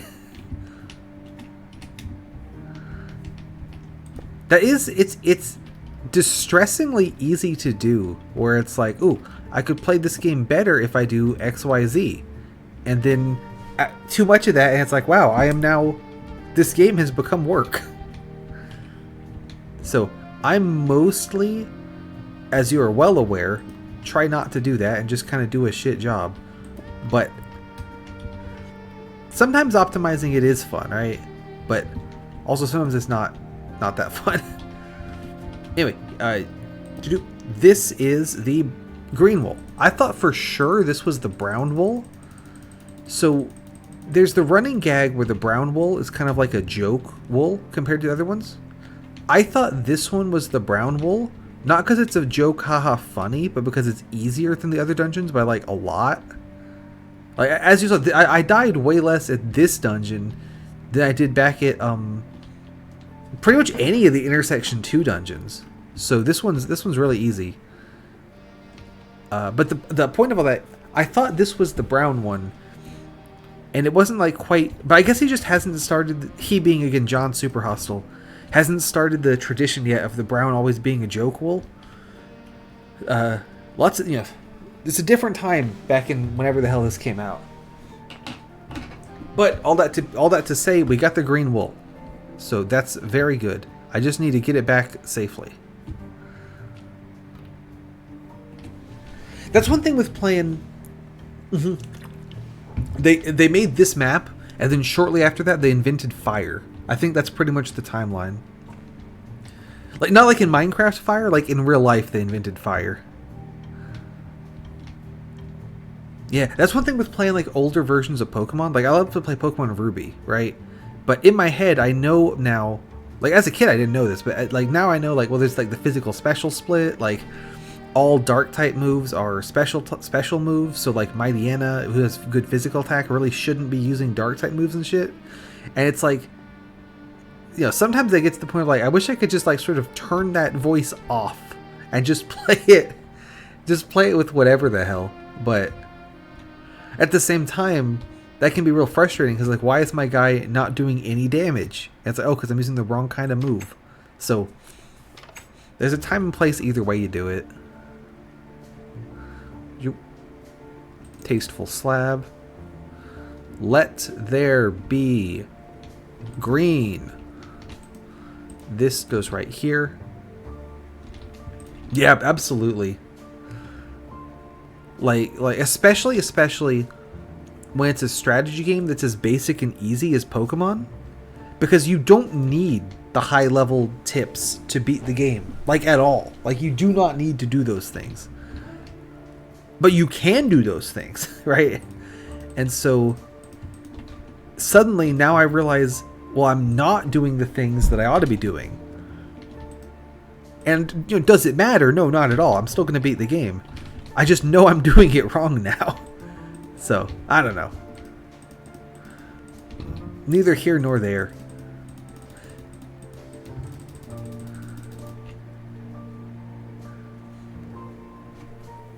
Yeah, that's true. Because if you... And especially with that kind of game where that's very... Yeah, exactly. Yui really liked Ultra Kill. She was streaming it for a while, but eventually stopped. But she was a big Ultra head. Not my kind of game. I like just watching it. I'm like, what the fuck is happening in this game? You know, this is way too fast paced and shit. I like slow stuff, as we've seen by my current lineup being. Fucking okay. Into the Breach is turn-based. Infinifactory is like factory simulator. Minecraft is Minecraft, and I'm playing in the oldest version known to man, so it's even slower. And fucking 4D golf are my current game lineup. So it's pretty on the nose what I like and what I don't like. But yeah, to get around to it, stuff with more gameplay options makes it way more feasible to use gear that sucks ass and still win, right? Like, if you're looking for a game to do like some kind of weird challenge in, you want to pick one that has enough mechanics to it that you can remove one mechanic and the game is still playable. So, you know, the mechanic might be, you know, using a gun that is good, right? Like, or the mechanic might be like using, I don't know, something like jumping or whatever, right? Because I've been doing this in the main channel. Can you beat like X game without jumping is really popular. Like Game Champ did that with Mario Odyssey, that was huge. And then she did the same thing with a couple other Mario games. But they're all the 3D Mario games where you have different movement options.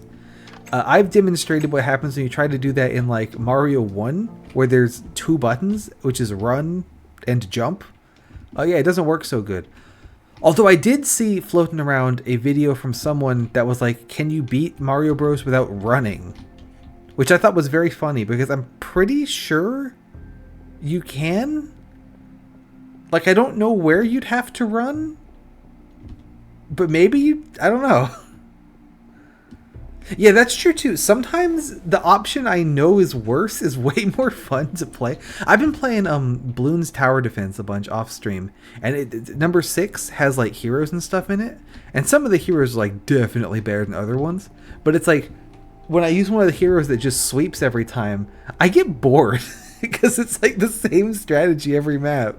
It's like I want to use one of the worst heroes just because it's like more fun. Yeah. Right, like the worst option is more fun to do if you can pull it off sometimes. So sometimes that's what it's all about. Planar warp is, we're not ready for that yet. So we're gonna do this one. This is Spine Forest, and it has a very, I should have brought some ladders for this actually. It's a Mind the gap.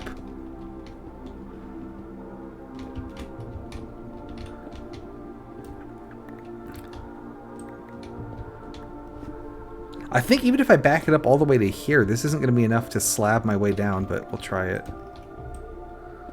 Let there be light.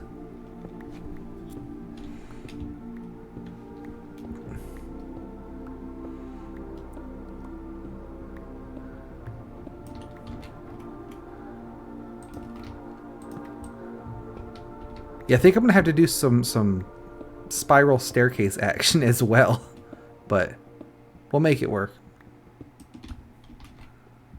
And let there be slab and let there be torch.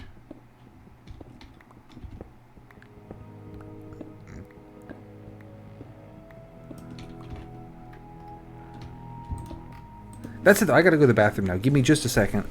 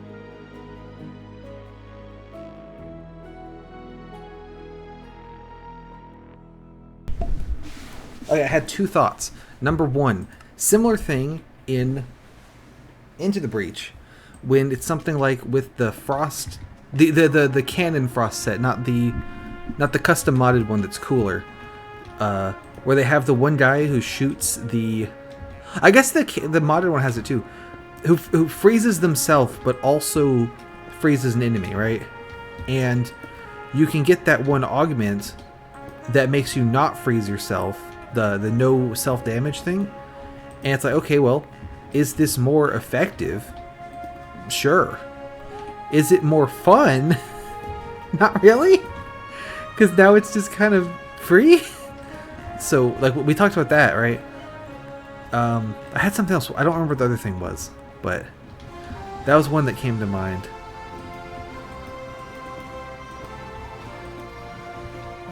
That's all well and good. This should be a full block, right? Not a slab. We might kill you. What was the other thing? Oh yeah, it was Cacturn. So I used to watch videos from this channel about... No, actually, this wasn't one of those. Cacturn is a Pokemon, and he's a funny cactus. I don't think he's very good, but in Ruby Sapphire's whatever tier he was in, he got banned from it. And the reason for this was because of his ability being Sand Veil, which means that whenever a sandstorm is up, Cacturn has a higher chance to dodge moves. And sand or sandstorm was extremely common because Tyranitar, who's super duper good, has an ability that just makes the sandstorm happen. And unlike the move sandstorm, I believe this is a bug, the one caused by the ability never goes away. It's a sandstorm forever now. So that's cool. Anyways, the point is it's always sandstorm, and Cacturn in sandstorm can dodge moves, and or anyone with Sand Veil can dodge moves. And people thought this was really fucking annoying. So they banned the ability Sand Veil. And I don't know if it was just, this is annoying, stop it, or if it was like, so we've done the numbers and blah blah blah, whatever. The point is, I'm watching this video. Like, well, they've already solved this problem. Because there's a move called Aerial Ace that does not miss. Like it can't miss. No matter what your dodge chance is. So, just use that. It's flying type, so it'd be super effective on Cacturn. And... like, just use that. It won't miss, right? Like, you're good. It's solved. But the problem with that is that would then mandate that if you want a team that can do anything, you absolutely positively have to have someone who knows Aerial Ace, right? So that's fairly limiting because you only get 6 guys, and one of them now not only is one of them, they only get 4 moves each, so you're losing a move slot because you have to have Aerial Ace, and you're also like one of your guys has to be able to learn Aerial Ace. So I kind of maybe sort of get the idea, maybe, where it's like anything that is so aggressive to the point that you absolutely have to counter it. But at the same time, it's like, man, like Cacturn out, he didn't do anything wrong. I don't know where I was going with that. Oh yeah, so like that's another thinking about where optimal play is not necessarily fun play.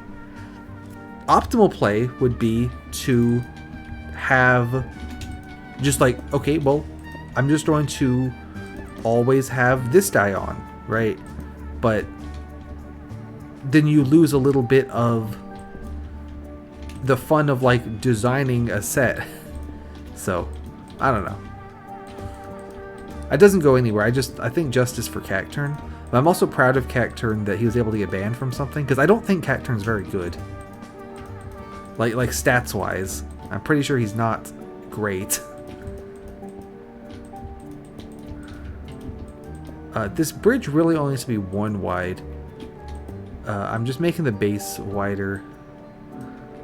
I'll do torches every 2, I guess. So if I remember right, this area is very, very, very tall and very long, and is redstone, as you can see up there. I can't dig redstone because I didn't bring my iron pickaxe, so that's why I went down just a little bit to use the stone one instead and dig through these like pillars. If I hit F3, can we see guys down there? I mean, there's a guy there.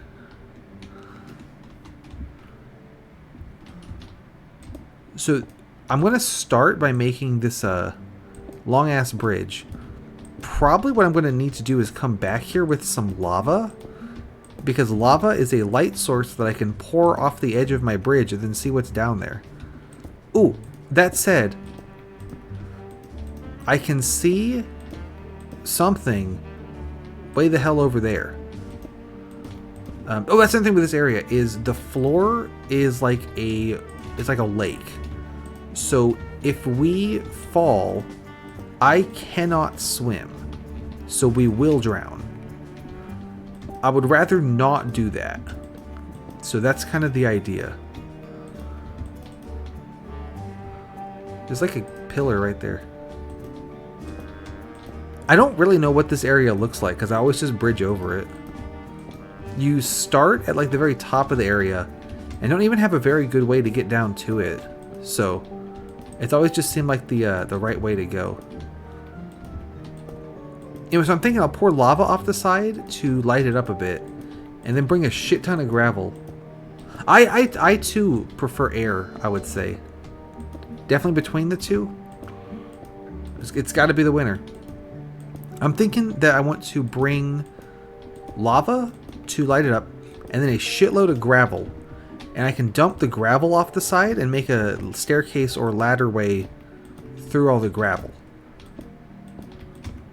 Also more cobblestone. I've passed where that little doodad is. I assume this is where I want to go, but I'm curious if this cave keeps going. Are there guys here who are going to shoot me? There are guys who are going to shoot me. So this is perhaps a foolish move to continue, but it's never been said that I'm not a fool, so. Alright. let's head back and grab those supplies I mentioned. I have 8 gravel. That's probably not going to be enough. Also a shitload more slabs, or a handful more slabs and then a shitload of ladders would also probably do the work.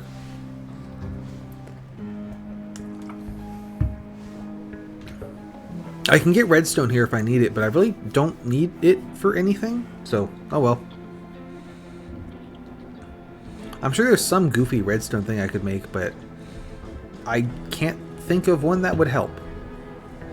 In another map that we'll get to eventually, actually several other, like the whole friggin' world is made out of sandstone. In this one you can see it's made out of stone. So in the sandstone one, like you can't make tools or nothing out of sandstone. So making a cobblestone generator is actually really useful because then you can have stone. And redstone helps with that because you can, like, you know, put a piston behind the block and stuff to make it easier to work with. So we'll definitely do that for that one. But yeah, I don't think we need it here.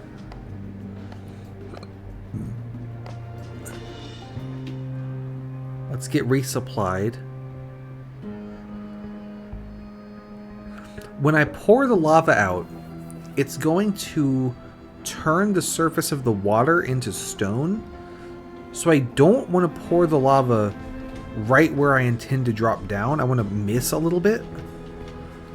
We'll see how good my aim is, I suppose.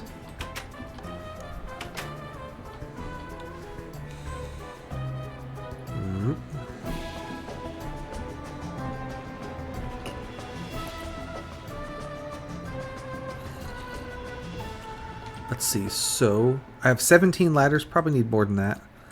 Get some more cobbled stones and go ahead and make some of these into slabs. More than that. More than that. Perfect, okay. Get rid of this flint. Bring just a shitload of gravel. Let's just bring all of it, nuts to it. It's gravel. Grab me up, fam. Okay, and then make some ladders.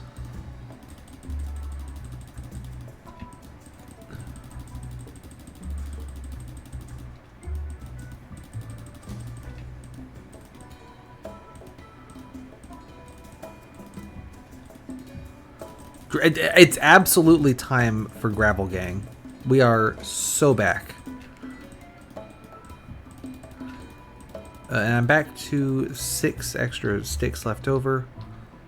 I'll make torches out of them.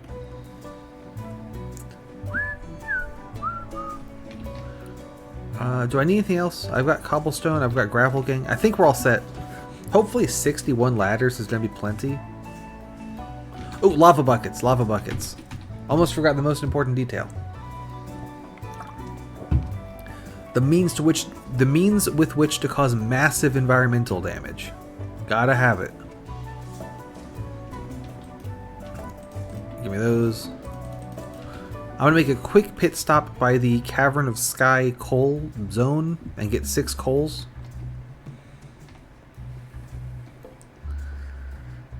You'll notice I'm being less anal about digging the trees up every time I see one, because 1, we're doing pretty good on wood anyway, and 2, I have more trees now, so it's not as pressing of an issue. Alright. 1, 2, 3, 4. Can I get around this corner? Yeah, I can. Nice. There's 5. I did get that right, yeah. And 6. Let's light that up there. Let there be torches. Okay. Onward to victory. Victory at all costs. I kind of do like unironically that one fancy slab at the bottom of this particular staircase. The other 2 I'm gonna say aren't great where I put them, but they're staying there for now. But that one I like. That one is actually pretty good.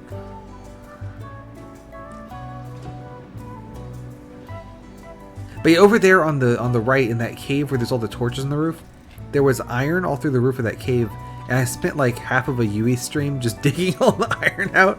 And that's how we have all the iron now. I dug loads more iron in some of the other maps. I just went crazy with it, but we didn't end up needing most of it, so I didn't go as crazy with it this time. Just enough to where, like, what I want to have is enough iron that if I need to make something out of iron, like live on stream, I don't have to go futz around digging it. I can just, bam, have iron.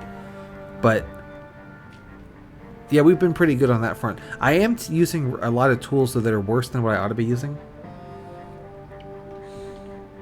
Yep. No, the absolute. It's kind of like, have you ever played one of those like I want to say like a house building game where it's like, if you fit this thing in, it's worth plus 5 points, and if you fit this thing in, it's worth plus 10 points, and so you just end up like jamming as much shit in there as you can, and it like barely fits. I'm trying to think of like what I would have played that works like that. But you know what I'm talking about? Or like okay, if you have, you know, this thing, the customers will wait an extra 5 minutes, and if you have this thing, they'll wait an extra 10 minutes, and so you just like fill up the lobby with like 100 fucking things to like maximize the bonus, and it looks horrible. Where do I want to drop? Or like maybe a better example would be like that like armor and like an RPG, and like, you know, you pick whatever has the best stats, and then you just get this weird mishmash of just stuff. Let me here, lava, go. Be my guiding light. How am I doing as far as hitting that? Yeah, that's exactly what I was thinking of. Was that one where it's my ass kicking outfit. That's exactly what I'm thinking of. It's when you design the ass kicking room instead of yeah, instead of the I can actually use this room. All right, so there's a weird mess of junk there. We aimed pretty well though, relative to where that guy is. Let's see. It looks like I want to come right about here, come down there.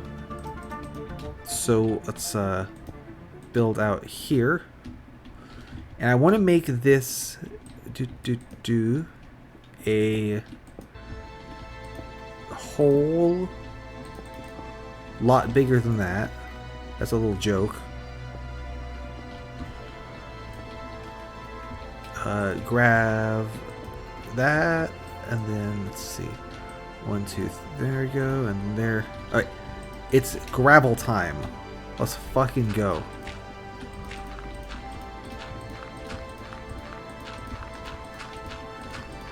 So the plan here, as I'm sure you're well aware, is I'm going to make a giant chute of gravel, which I can then place ladders all the way down, and so I can get up and down to this mess down here. It would be cheaper to not fill in the corners, but I filled them in with cobblestone, which I have functionally infinite of, so I don't care. And I think it looks better with the corners. That's an excellent question. Oh, so filling in the corners of the chute is intended... Can you see that when I, like, turn fast? To prevent mobs from, like, clipping through the corner and hitting me. We've seen that a little bit, like in the Dr. Jenkins horror hole from before. Do I still have that? Hang on. Yeah, there she is. I still have this. This one I didn't fill in the corners, and it was, like, hard to climb the ladder because the guys would like bump me through the corner. So I'm just gonna fill in the corners. This absolutely spins way more gravel. I mean, that is unquestionably true.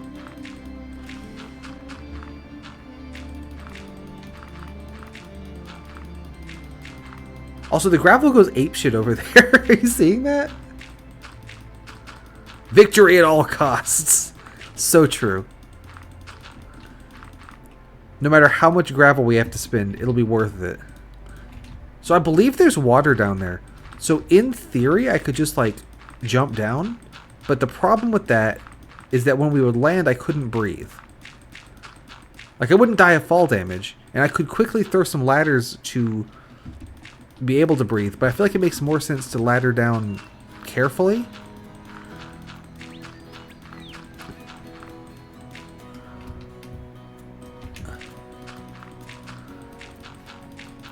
Hopefully I've actually hit the moss stone thing, so I can just dig into it, but if I haven't, we'll make it work anyway.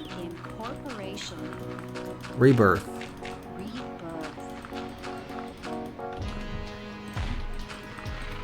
And this is why I just brought so much gravel, because it's like I have to make like a stacked tall tower of gravel just all the time. I'm not convinced this is actually any faster than what I was doing, but...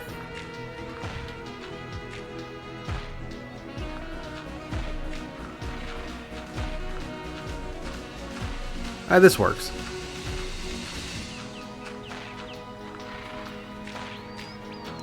Alright, so I'm able to orientize myself. I'm going to put the ladders on the back so that it faces the thing I want to get into. Victory at all costs. Let's get a torch up. I'm going to have to knock the torches out eventually, but for the moment I can, place torches in between the ladders so I can actually see what on earth I'm doing. Here comes the water. Do need to be careful. I can clear out the water with ladders, which is always a plus if you hate water. Knock that out, put a torch in. Oh, we're in a little bit of a pickle.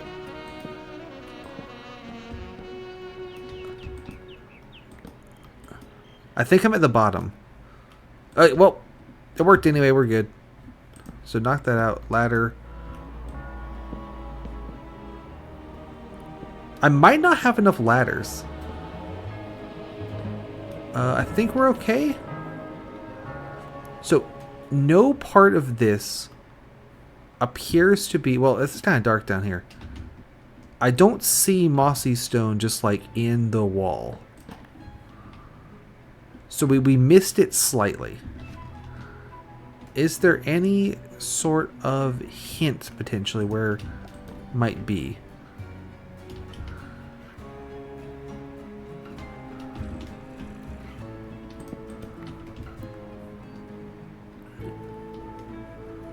Not seeing anything.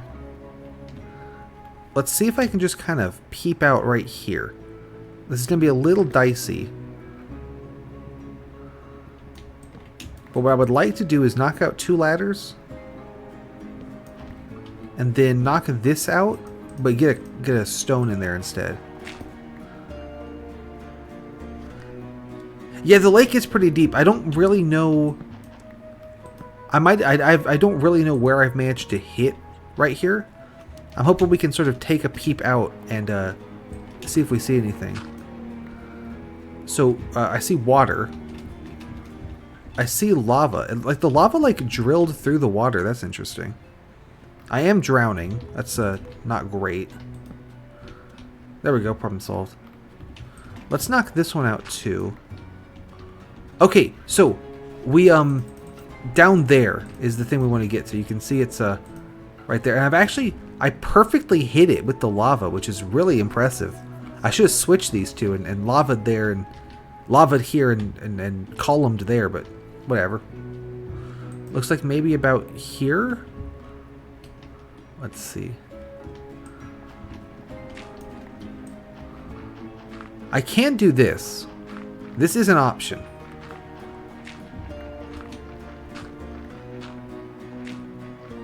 Oop.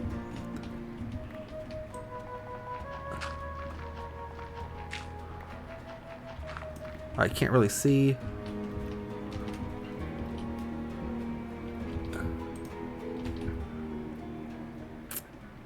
Oh, right, and get my cobbled stones.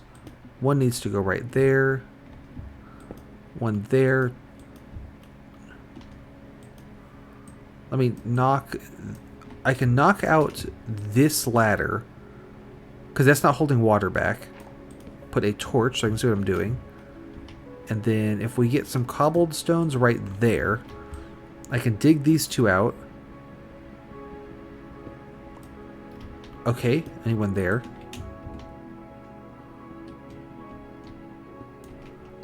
Okay, I think we might be in. We're in. Okay, excellent. We've hacked our way in. Let's celebrate with a torch right here so I should be able to see anything. And get the ladders back and get the gravel back. Knock that out. I should probably refill in the wall with cobblestone, given that I have... Well, I've thrown the cobblestone on the floor, but we can get it back, so that's fine. Alright, here goes. I'm going to rebuild this wall with cobblestone. How come there's no gravel here? What's going on with that? Didn't I... Oh, it hit the, it hit that outstanded arm of that... Okay, that's interesting. Point is, gravel is actually harder to come by and more valuable than cobblestone at the moment, because I can get functionally infinite cobblestone. I have to actually try for the gravel. So we can do a little bit of this action. And wabamo. That used most of my ladders. We now have this very dark and scary tower we can go down.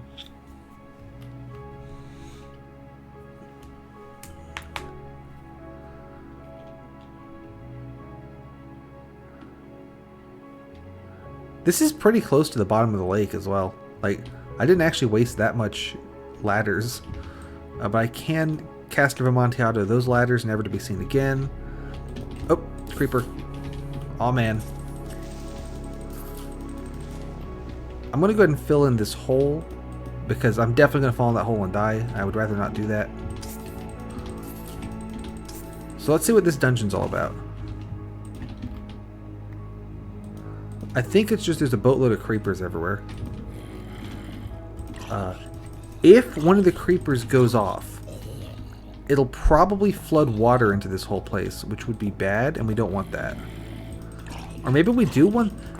Mobs can't spawn in water other than squids. Why is this room stone? There's a bunch of dudes in it. Alright. Let's go this way. The only mob that can spawn in water is squid, is what I'm trying to say. So, in that way, flooding this place wouldn't be the worst thing ever. But it also would be the worst thing ever because I couldn't navigate it anymore. Luckily, that guy didn't get to the ceiling with that blast. Could have been bad. Fill this hole back in so I don't fall in it. How about if you don't do that? Stop that. There we go. Let's go this way. Oh, so it's another just big stone room. This chest? Could this be the wool chest? No, it's full of arrows. I'll certainly take them. I mean, thank you. But that'd have been the easiest dungeon of all time if that was the wool right there. Let's turn this off. Kill this guy. At least if I run out of arrows, I know where I can get more.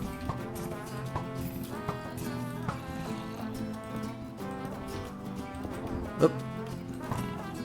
So what I'm trying to do here is keep it so that there's only one path I can get jump scared by enemies. I'm not doing a great job because spiders could still crawl through my blockades, but it'll be fine. I'm not exactly super kitted out for adventuring right now. I'm kitted out for building a giant tower of gravel. So we'll just see how much progress I can do with what I've got.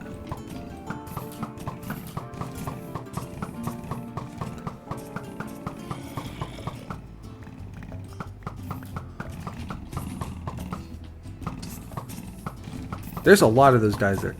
I think the room to my left, there's like a room that hooks about to here and there's creeper spawners in it. That's probably why there's so many of them.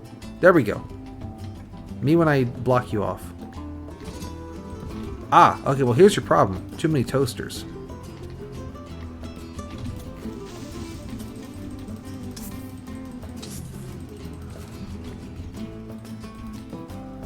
Ooh, another chest. Hey, we did it! Nice. Gravel Gang strikes again. So go ahead and grab this. And get out of here. Good shit. I don't know if there's loot in any of the other ones or if it's all just like empty rooms and chests full of arrows. I'll probably at some point move all the arrows back to the base, but I don't know how much I care.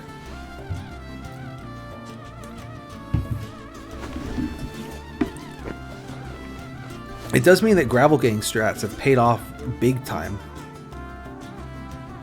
which is always a plus. Oop. How about if I don't waltz to my death with all the brown wool on me? That seems like a good idea. Not doing that seems like a good idea, I mean. Ooh, thunderstorm.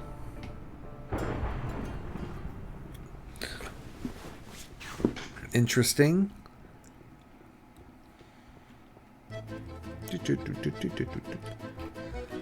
Let me take a quick peek at planar warp, because I want to show it off a little bit before I ignore it. So let's set this down and put the brown wool in. Here comes planar warp. Can we get to the point we can see it without too much effort? Yeah, here we go.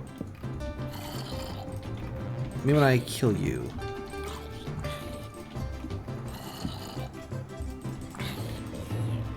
Yeah, so it's this. There's these like boxes on their side, like diagonal ways, cube holes dug out, which is super annoying to navigate if you can't jump. And so it's this is planar warp. Light that up there. I think that's netherrack there. So I don't actually need to do this dungeon because we found the secret shortcut. But I might need to do the dungeon because I don't remember where the wool is. But that's a problem for later. For now, the problem is getting back with the brown wool.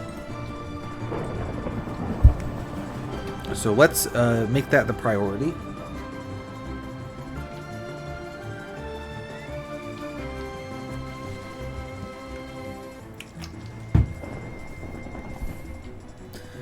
That Forest of Spines went. Hey, welcome! We're doing pretty good. As you can see in my hand, we've got the brown wool. So let me run down what we've done so far. First, I went back to Twisting Darkness. I did look it up. Pink wool was in Twisting Darkness. And I bumbled around there for like an hour until I eventually found the pink wool. So we got that. And it was in an area at the very bottom of the dungeon. I don't know how you're actually supposed to get there. But what I did was I hit F3. And then when you do this, it puts little numbers above every mob's head. So then I looked for where there were a bunch of mobs, which meant that there was a hole, like a big cave there, and I dug to the cave. So that's how we got the pink wool. Then I continued pouring lava in that the Ilvern Mines area that we were screwing around with last time, and what turned out to be there was gold ore. So we have gold now. I just got enough to make one gold block because that's all we need. Let's go ahead and put the brown wool on the monument and put this in there. We also got pink, so I can do something important. Okay. So I continued pouring lava all over everything and got enough gold to make a gold block. Also, there's apparently a thunderstorm, which is here. I used my pressure plates to cook it, so we can make a block of gold. And slap this bad boy on there next to the iron. Well, bammo. I do need to refill my bucket. What happened after that? 1 sec, let me check something.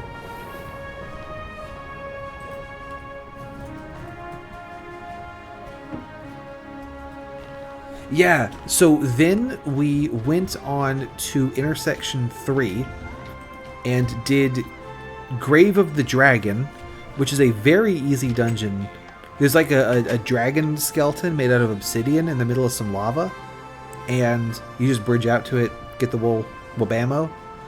Oh, I've also got a secret cactus farm hidden here behind Dr. Eggman. And then after all that, we did Forest of Spines, which was what you just saw me coming back from. So that one involved, I made a big ass bridge across everything, and then there was like some light. There's like a lake at the bottom, and there were some lights in the lake. So I used gravel gang strats and dumped gravel to make a chute, and then laddered down the chute, and wabamo, we made it. So that's where you joined us, is 3 wolves richer plus a gold block. I also, in Forest of Spines, found a chest just completely full of arrows. So yeah, we did a bunch. I haven't collected the arrows yet, but I have loads of arrows if I just go collect them. I also spent some time off stream. It was actually during Yui's previous stream of Two Shoes. And I dug some iron and coal.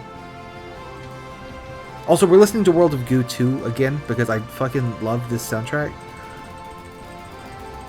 So we have a lot of coal. I've spread it out across these furnaces. Could do with more, but we're doing good. And I also got some iron, so we should be good on iron as well. Yeah, so good stuff all around. We've made it to planar warp on that side, but there's no reason to actually go to planar warp through intersection 3. Because if you remember, way back at the very beginning of the map, from the Starlight Cavern here, we found a secret shortcut that would take us straight to planar warp. So we can just use that. Although there are more creepers here than I would prefer there to be.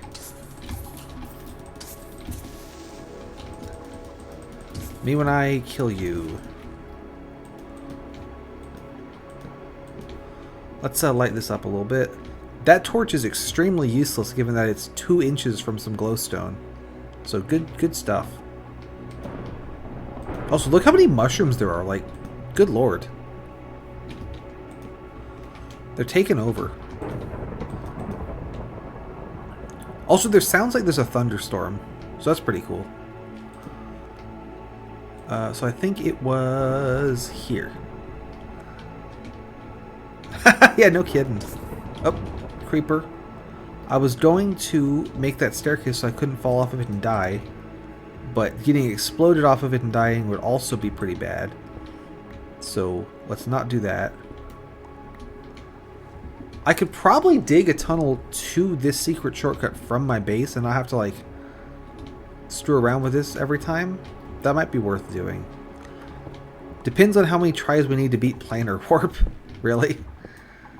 Oh, there he is. Me when I kill you. Yeah, so I was going to put a wall here. How is the volume of everything? Is the game, you can hear it, you can hear the music, it's not too loud? So I was saying to Sunskater earlier, I've been playing, I watched back one of my streams, I was like, wow, all the game music is super quiet, I can't hear shit. So I've been trying to play things a little bit louder, but I really don't want them to be so loud that you can't hear anything but that. I can't stand like watching a video or something and they've got the sound effects turned up so loud I can't hear what they're saying. So just let me know if it's okay. Great, thank you, appreciate it. How are you doing, by the way? Thanks for coming by. Doop, doop. So here we go, the secret shortcut tunnel, Starlight Cavern, planar warp. So we can just go straight here. We don't got to do all the other bullshit. Let's slab and then block and then slab. So planar warp is this dungeon. Ow. Zombie jump scared. Or okay, that was rigged. Come on. Okay, you cut that out. I'm trying to explain the dungeon. Give me a minute. Me when I eat bread. planar warp. Like I said, when we found this place in the first place, you know what? Me when I kill you. Take that, idiot.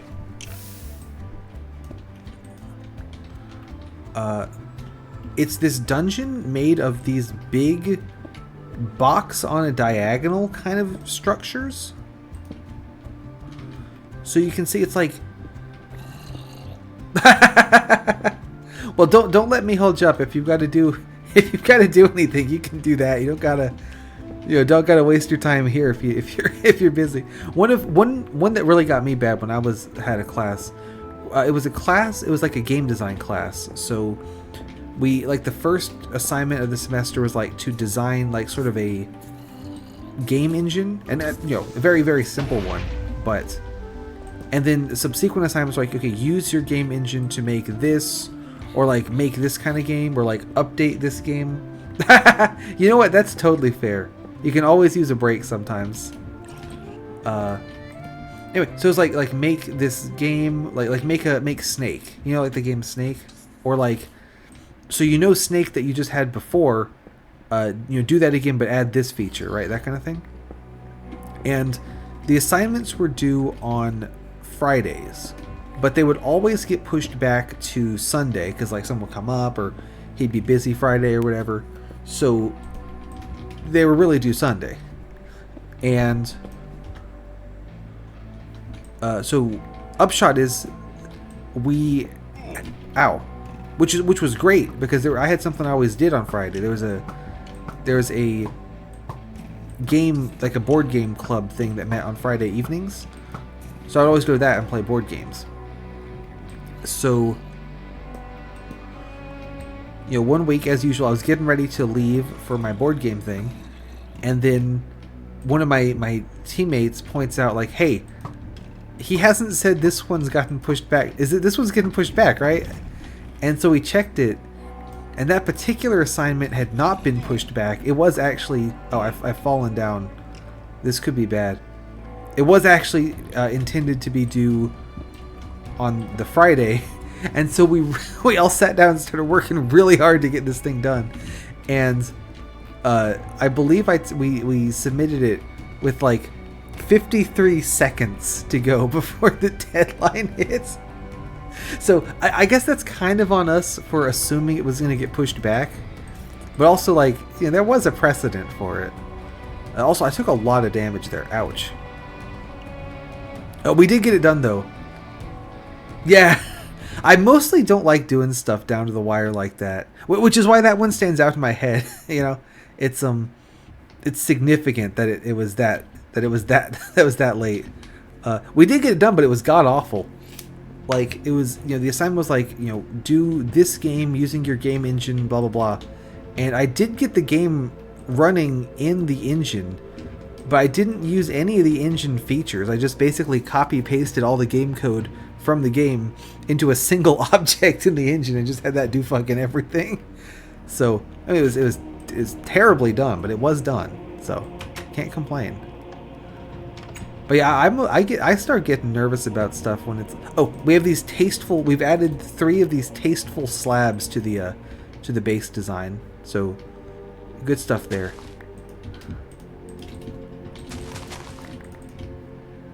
Let's get this.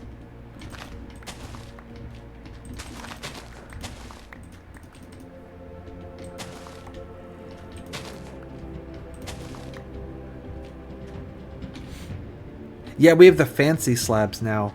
I managed to recover one of the mine carts in the mines. And in it had a bunch of stone, among other stuff. So... I turned... Basically, when I put the stone in my chest, I had a stack of stone and then 3 extra stone. And 3 stone is exactly enough to make 3 fancy slabs. So I did that. Cobbled stones go in there. 1 torch left over for some ungodly reason. Get rid of this. I'm going to put the lava buckets away. Might regret it, but I'd rather not lose them. And let's take another stab at just getting a little foothold in planar warp, honestly. We don't even... I'm not... So, because we're going into planar warp from the shortcut, we're about halfway into the dungeon already. I do not recall whether we have passed the wool at this point, or if we still need to get to the wool. So that's one fun thing. The other fun thing is... I think we need to go to the left, but there's not like a path to the left. So it might be like go right and loop around. Or maybe it is go left and I'm just stupid and don't see the path. Those are both very plausible options. Let's put a little barrier here so I don't just walk off and die.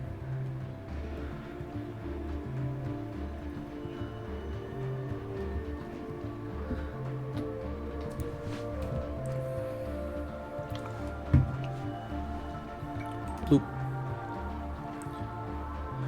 I could like connect this tunnel up to my like base structure and things, but I don't know if I need to. Yeah, you fall in the lava there.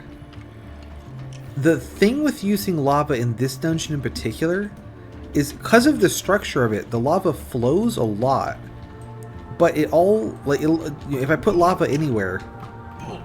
Okay, stop it. It's a really annoying kind of shape to navigate.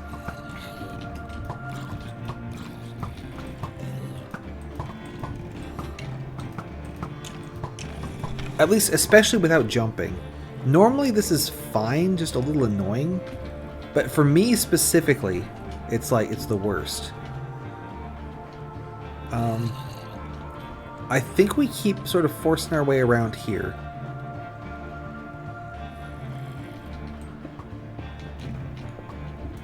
There's definitely some guys over there. I could kind of go up and over roots and get a better view of what we're looking at.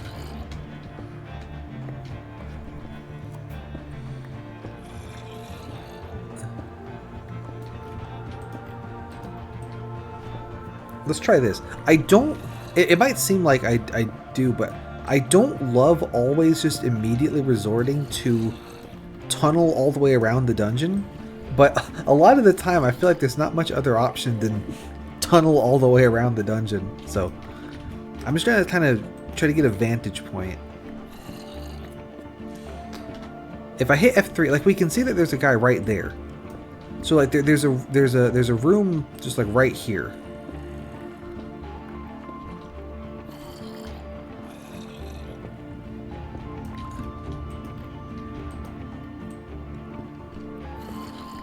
Because, of course, the mobs aren't going to be able to spawn in solid rock.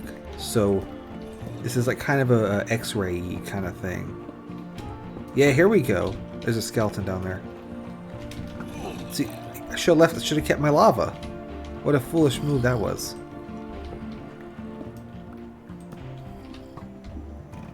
Ooh.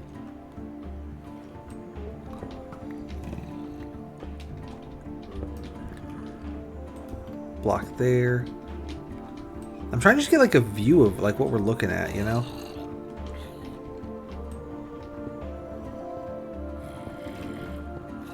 Looks like there's another platform up and over roots over here. So light these up.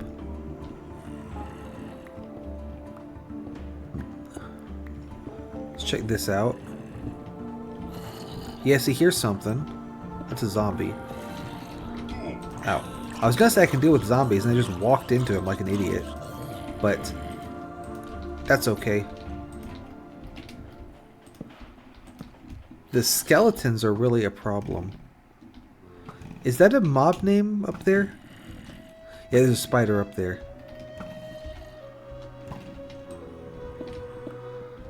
Can I dig around to get this guy? You know when I get you? Swing around through the back. Ooh, another little room over here. Wow, what a shot from that guy.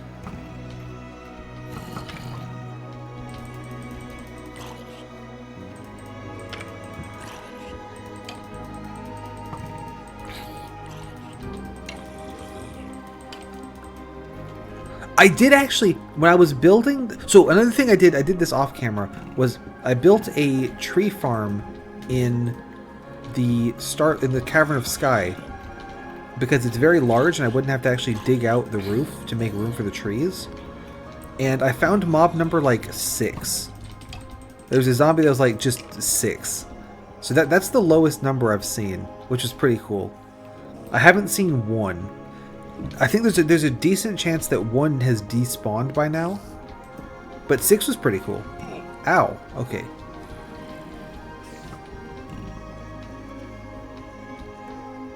Yeah, 6 was that was pretty good. What I'm picking up is I definitely should have brought the lava, and I probably want to get new armor as well because this one's taking a beating. Let's swing around here. Who's shooting me? Ow. Stop it. Get some help.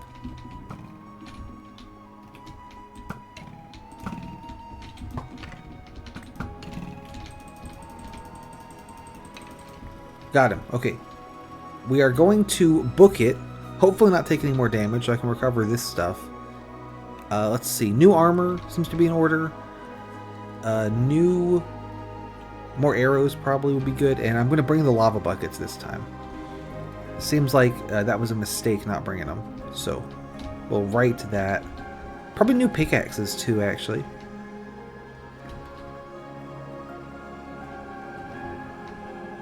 I also could die on the way. The Starlight Cavern I haven't completely lit up, but it's good enough, probably. Yeah, that's classic skeletons for you. Skeletons are really annoying to fight in a lot of environments. One where I have the advantage is like straight corridors with lots of corners. Like not a straight corridor because there's corners, right? But a corridor that is flat sides and then 90-degree angles. By the way, this painting is amazing. That's one of the best scenarios for me as far as fighting skeletons goes. That one's a banger for sure. Wood. Make some more pickaxes.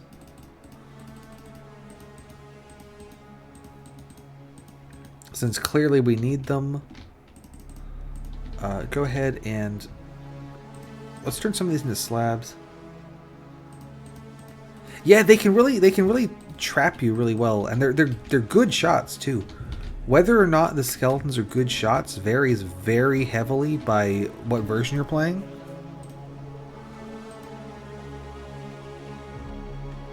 Sure, yeah, what's up? Like, in some versions, the skeletons absolutely, like, could never hit you, like, no matter how hard they try. And sometimes, they're just, like, they absolutely have your number. Just, like, leave me alone, dude. So, good... I say good stuff, not so good stuff, annoying stuff, but... speaking of skeletons, though, I can use all these bones to make bone meal to force grow some wheats. I have seen you play one that had those vent gas and or detonate bomb buttons. I know what you're talking about. Yep, and you have to say yes vent gas, which is pretty sus. No detonate bomb. Yeah.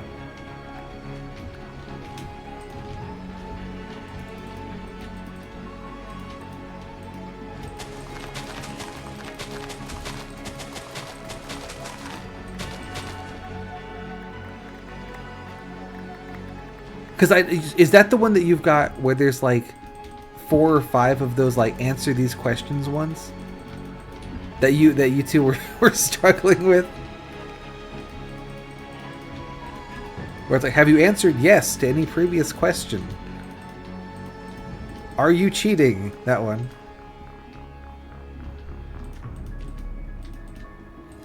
Yeah, because I was already saying, I said on the stream there, like, I could see that getting really hard doing multiple attempts just by virtue of forgetting which attempts, whether this was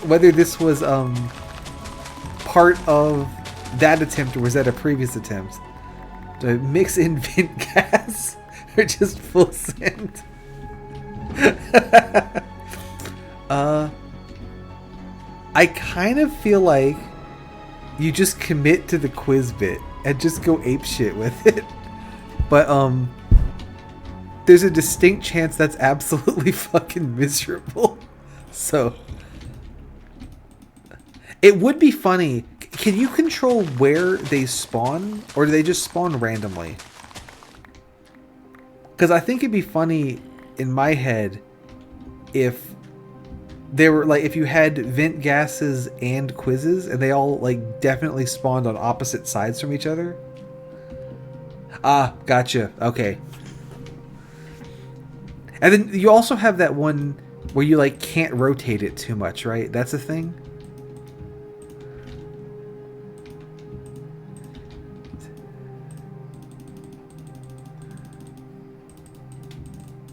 Alright, let's get fully healed with some bread. Let's make some more bread.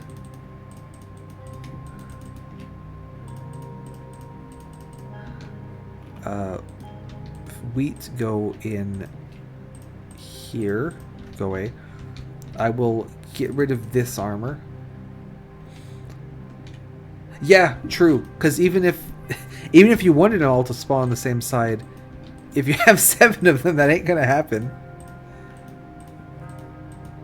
Armor up. Let's get a new sword, since these wooden ones break really fast. Gotcha. Yeah. Interesting. I don't know. The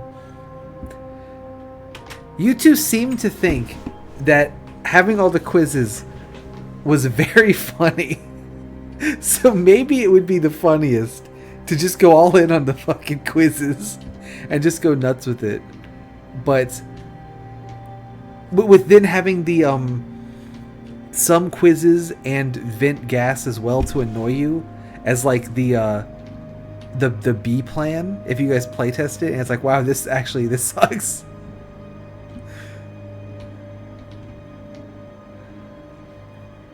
But it's hard to say. That's a hard call to make.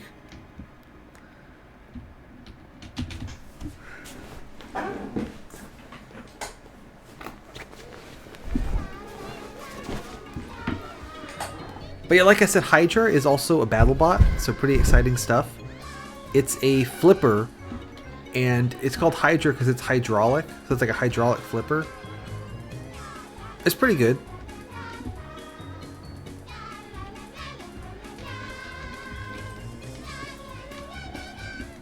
Okay, so this is just the same cave I was in. Let's advanced lighting technique right here.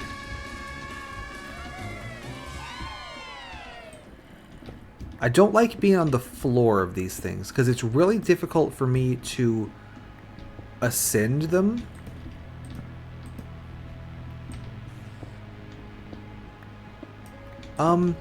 Honestly, pretty similar. There's a couple years ago, the Hydra guy did this thing that fucking pissed everyone off and everyone hated him. So you've kind of got the vibes on point. It was great. This is a whole fucking thing, and it's a nothing of a story now. But a couple years ago, people fucking hated that guy. so I think you've nailed that aspect.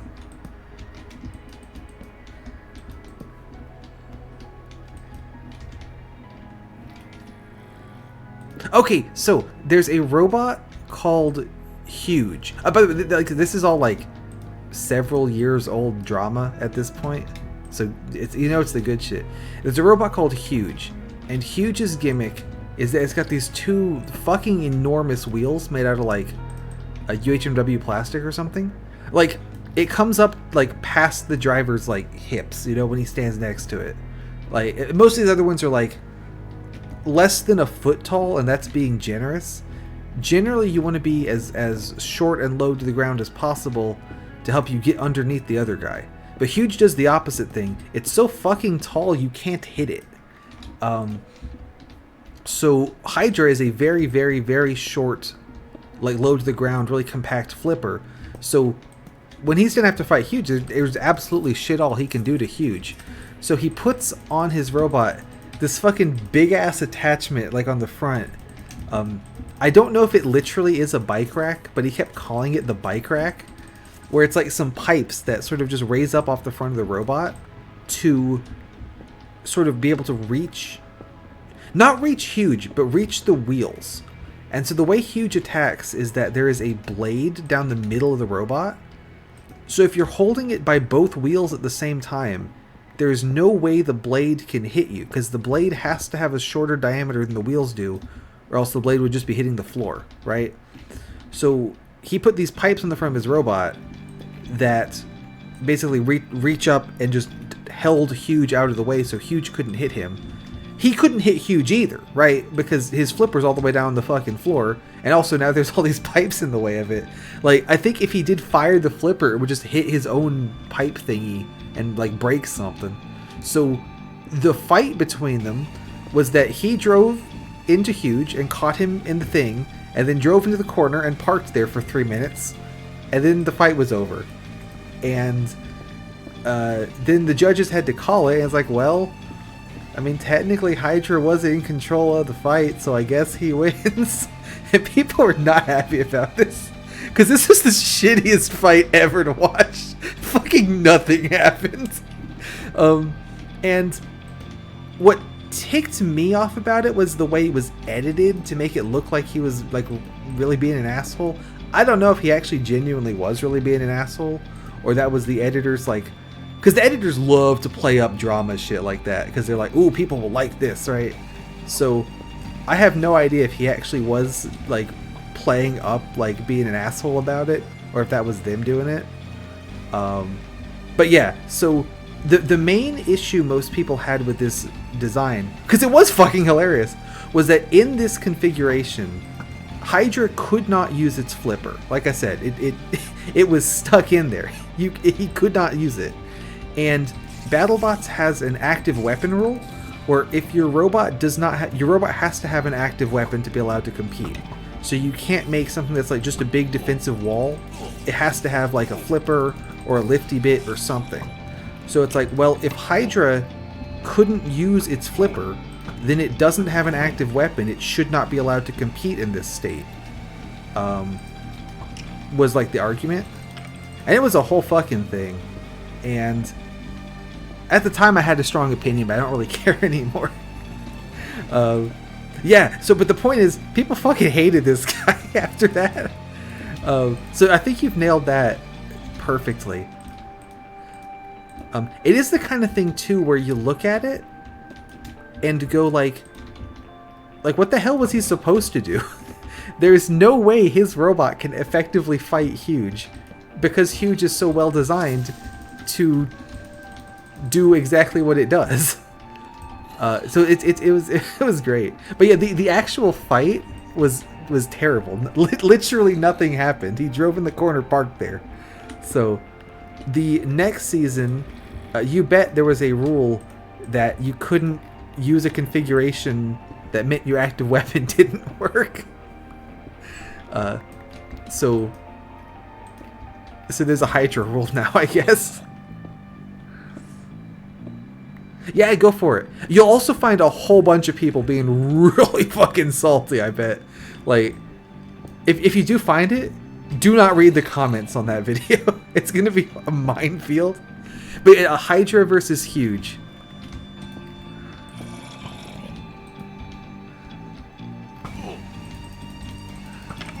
Stop shooting me. Right, like, thinking about it, he had one option he had was to just lose the fight. Like, he could just go in and throw it, right? Throw the fight, not throw Huge. If he threw Huge, he'd be winning the fight. So coming up with something clever was not a bad idea. The editors specifically trying to make him look like a dick did not help. And I wasn't super thrilled that he didn't even try to, or at least the way it looked, because they could have cut out lots of the fight, right? But it didn't even look like he tried to, like, play for position. Like, he drove in the corner, parked there, job done. And that's efficient. But yeah, like you think about it, like, what the hell do they expect him to do? Like, he can't fight this robot.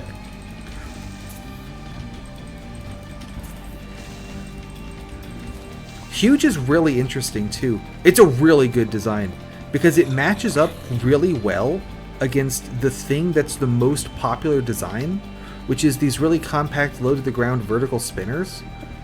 They have no way to touch Huge. They got nothing, right? Like, so it's a fantastic design, but Huge tends to lose to the weirder stuff because it's so well built to fight the really, really meta, really good designs that it kind of struggles to beat something like that actually could hit it. Yeah, exactly. I see that there's some light down there. That seems like where we probably want to go. At one of the competitions, I went to recently, someone had made... Please stop shooting me. I'm just going to wall this off. Someone had brought a... I don't know. Don't look this up too hard, right? But I trust you. Someone had brought a 3-pound, which is beetle weight, version of Huge. And not the Huge guy himself. It was like a knockoff, right? Okay, I'm probably gonna die here if I keep doing this. I died anyway. Sick. Let's re-gear and recoup our losses. Anyway, point is, so this guy had brought a 3-pound version of Huge, with, you know, same design, just smaller. Yeah, zombie got me. Nothing that we had on us was actually that good.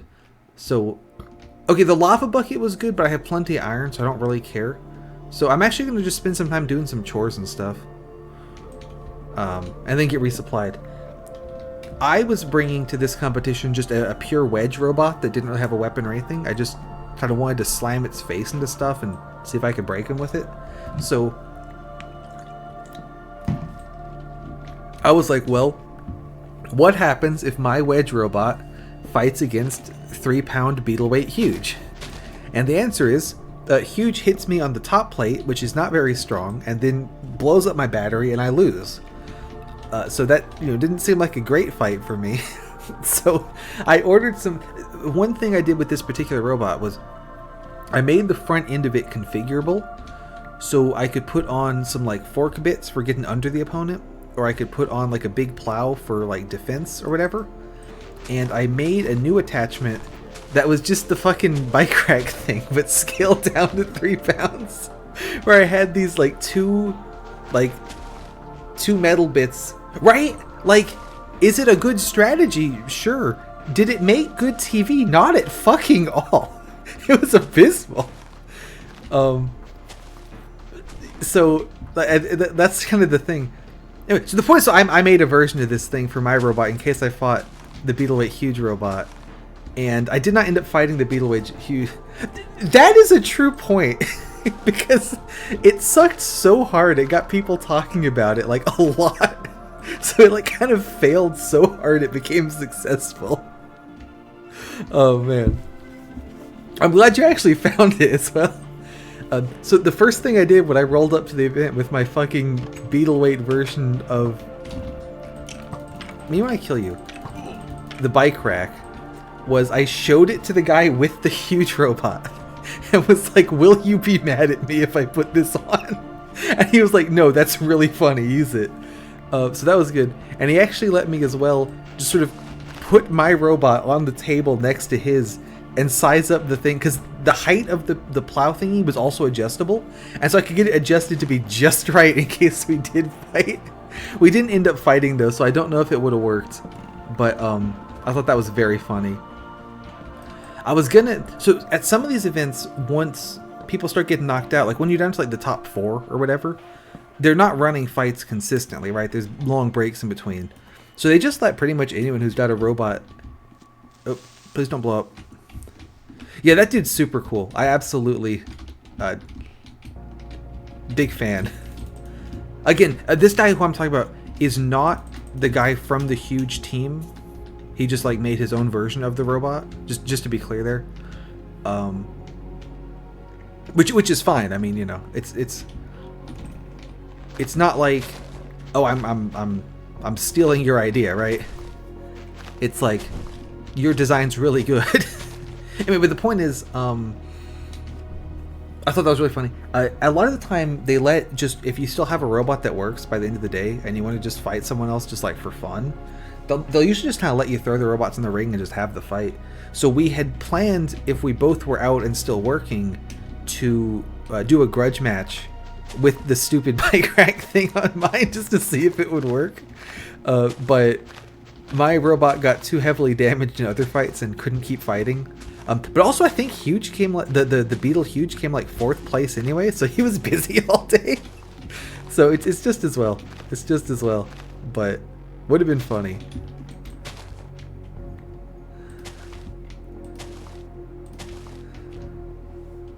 But yeah, I thought it was really cool that he was not only like, yeah, I guess you can use it, but he's like, that's fucking hilarious. I really want you to use it. So, and I feel like most of the folks are pretty cool about that kind of thing. So, but I wanted to make sure because it did feel a little bit like, hey, you know that thing that literally everyone fucking hated? What if I do that to you? Would you be okay with that? So I thought it was worth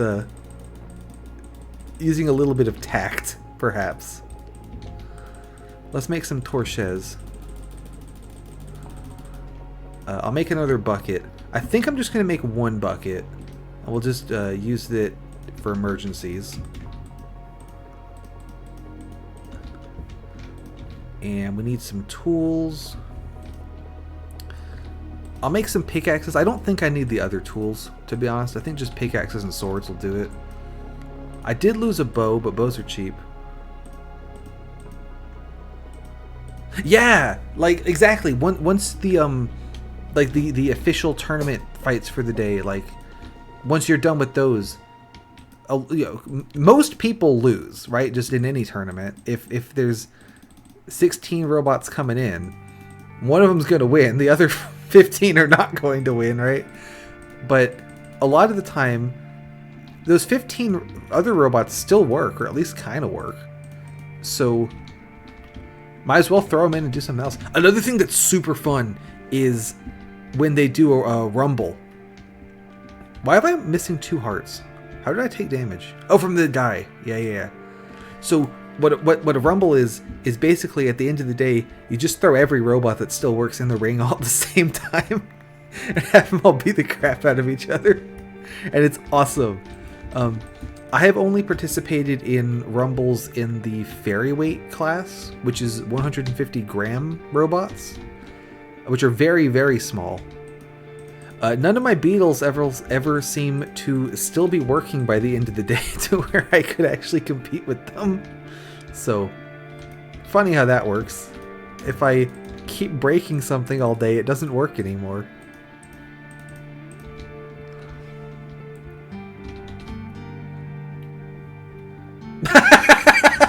Yeah, they should do that.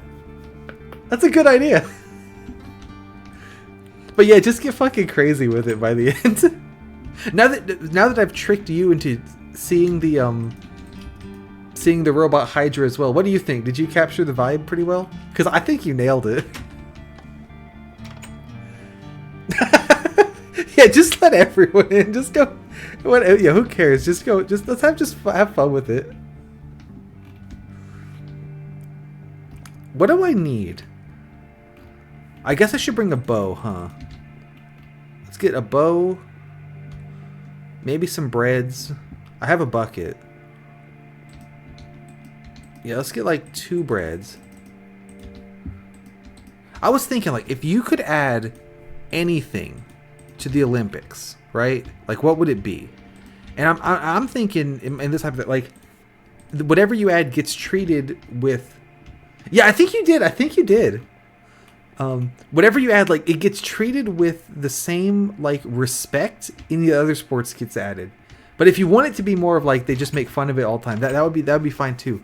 But I was thinking, like, what would you want to add that gets treated with like the same level of respect? I was thinking like Mario 64 speedrunning would be funny, or like Yu-Gi-Oh, you know, some shit like that.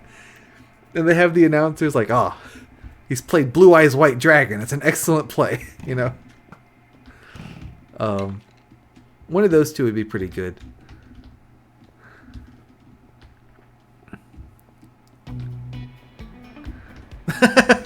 Yeah, I guess the speedrunning competition wouldn't be like Mario 64 speedrun wouldn't be like it'd be you have to get your time live, right? Like the guy who's got the best speedrun time, you know, ever or whatever, doesn't necessarily just win straight up. Like you'd have to repeat it, you know. I think it'd be really funny to have Mario 64 speedrunning as an Olympic event. But yeah, what do you think? Yeah, that's true too. Obviously, I did have the thought, what if BattleBots was in the Olympics? That would be something else. Or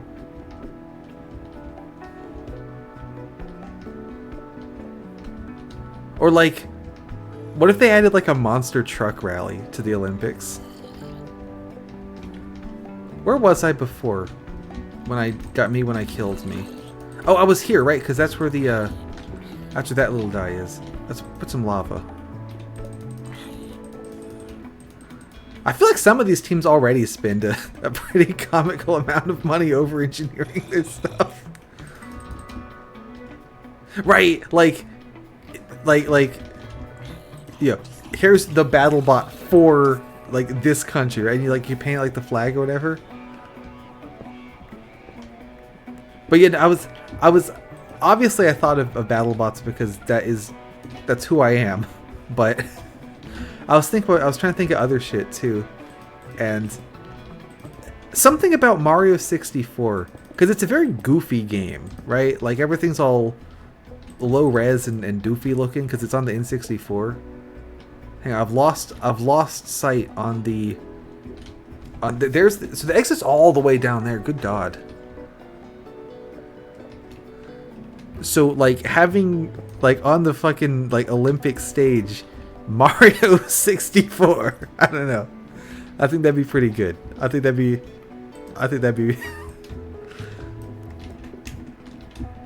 And then like the Yu-Gi-Oh idea is just like they already do that in universe, you know? But that'd also be, I think that'd be funny. It's the opposite of a glitchless run. Is a glitch full run.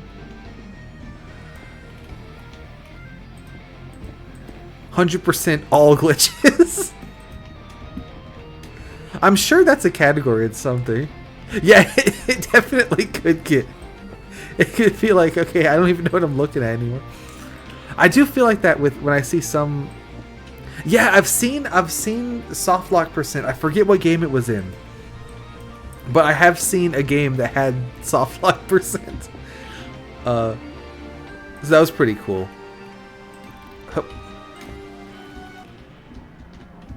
I'm trying to make my way down to that little light source we saw. It's a little hard. Ooh, see this lava flow got a really good flow there and lit up a lot of the room because it happened to flow off the edge of one cube onto another. Let's fill that in. So you can see right there. That's what I'm trying to get to. Is the idea. But as I make my way thisly ways, I kind of lose sight of it. For one, because I'm just in a fucking bunker. But for two, because there's like stuff in the way. Anyway, point is, what do y'all think? Any other suggestions for new Olympic games that could compete with Yu-Gi-Oh! And Mario 64?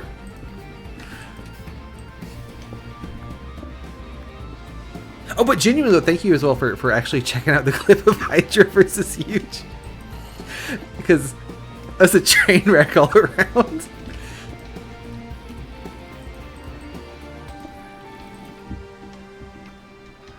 Oh, hi. What's going on over there? How you doing? Let's make a little foothold here. Up. I can slab right there. And then do a little bit of this action. Me when I kill you. That was a good lava. Look at that.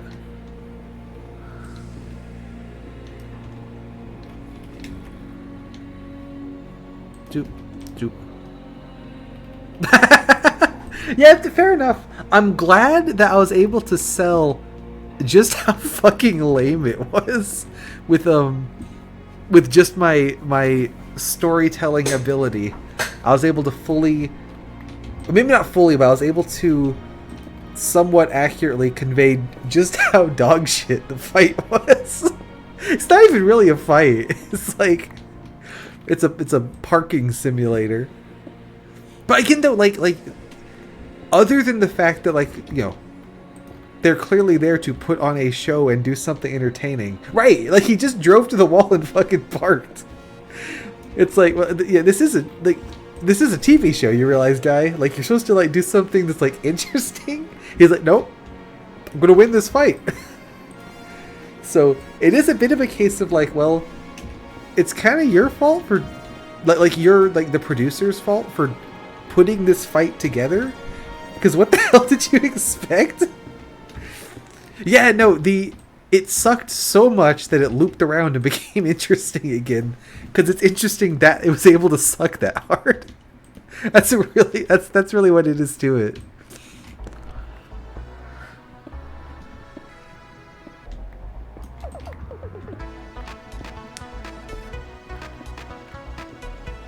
I don't really know exactly where I'm aiming for, so I'm just kind of like looping around. But as long as we keep sights on... I can't say, honestly, that I've seen Cars 2. Yeah, like, I don't know if they were just expecting Hydra to just, like, feed itself to Huge, no problem, you know? or what they were expecting, but I'm sure that they were not expecting that. No, I have seen some stuff like that where it really sucks a lot, but it sucks so hard that it loops around and it's kind of cool again. Okay, I seem to have hit the edge. That's interesting. Perhaps I think right there is where we're actually going for. We've made it.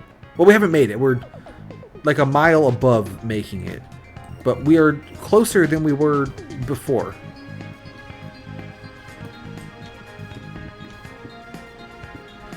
Yeah, we are. We're getting there. Ah, okay, well this is a conundrum. I think I'll just flatten out for this part. Yeah, here we go. And like you said, yeah, I'm up in the friggin' rafters. This is an interesting bit of this dungeon because there's all this gravel stacked everywhere.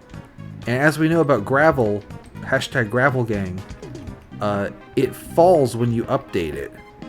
So this big gravel monster thing, like if I do this, okay, that didn't update much of it, but it's like it's all ready to go off, you know.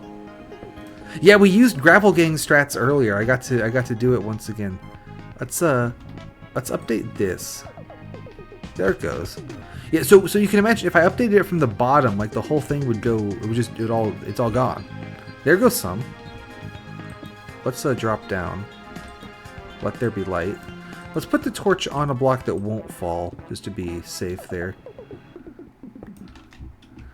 Can I keep dropping as usual down? Kind of.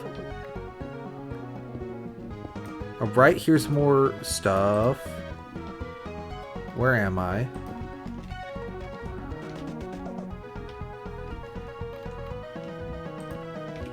This would be a great place to dump some lava, I think. Let's scale down this wall, see what we're dealing with. That's a block. Get rid of that. Plug one in there, block. I can light this up a little bit.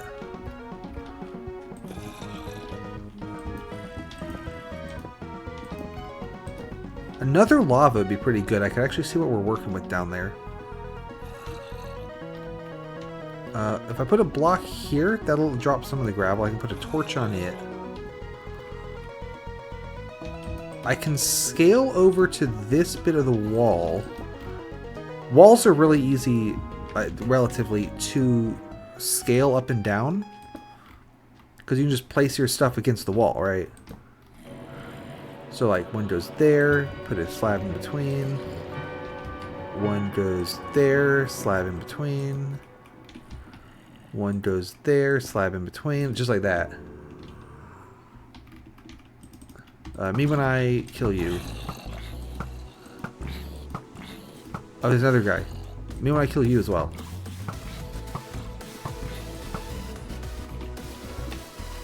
And block and slab. Okay, we're officially in the territory where guys could me when I get me. Like this guy. Out of here.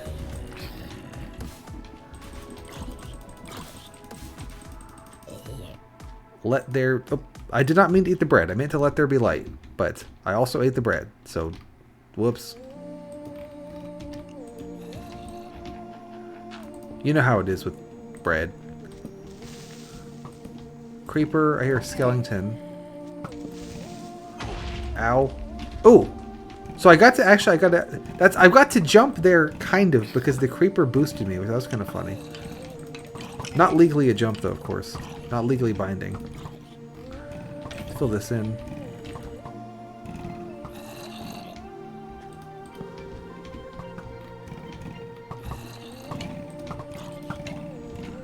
Don't you? Yeah, it's just like you're like, huh. Good thing I'm holding this entire loaf of bread safely in my hand. Oh no, I ate it. It happens all the time. It's so annoying. Alright, so I'm thinking a good move here is going to be block off the, like this. I guess they can still climb over those though, huh? So, that might not have helped much. Help a little bit. Because I really don't want to be dealing with jump scares forwards and backwards at the same time, ideally.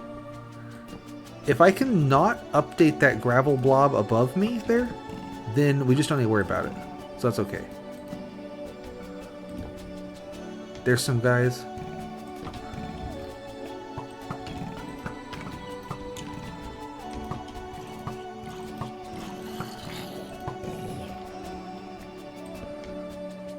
Let there be light.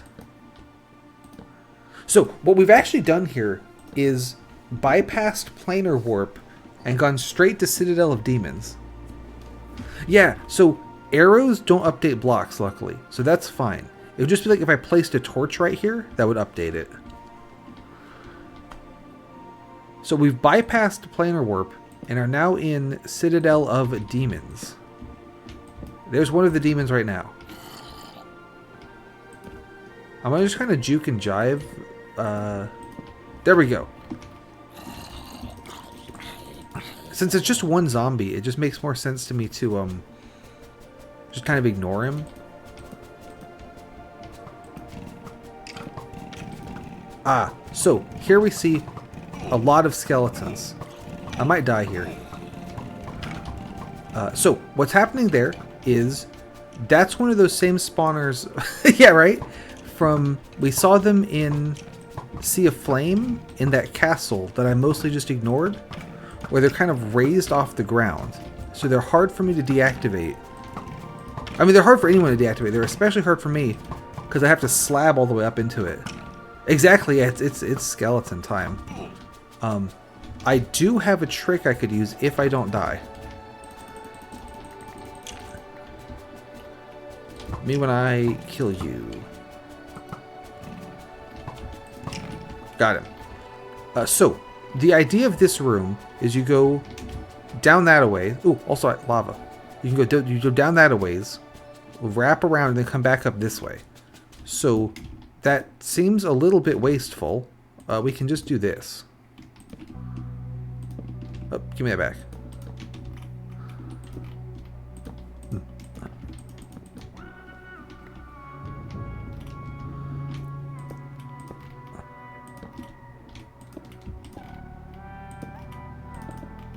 And there we go. We have cleared the room. Problem solved. Up. Oh, see, more guys over there. Might die of spider. It's entirely plausible. Let's go ahead and do an advanced lighting technique there to get rid of that skeleton. And then I can knock out this block. I throw a slab in there, slab here, block here. Alright, so that's that room solved. Good stuff, good stuff. I am about to die, and I'm almost out of torches. So that's a little bit of a problem. That's probably a sign it's about time to go back home and restock. Let me grab some more lava first, though.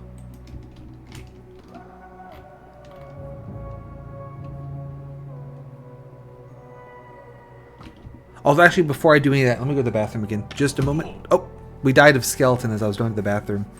Rookie mistake. Never go to the bathroom.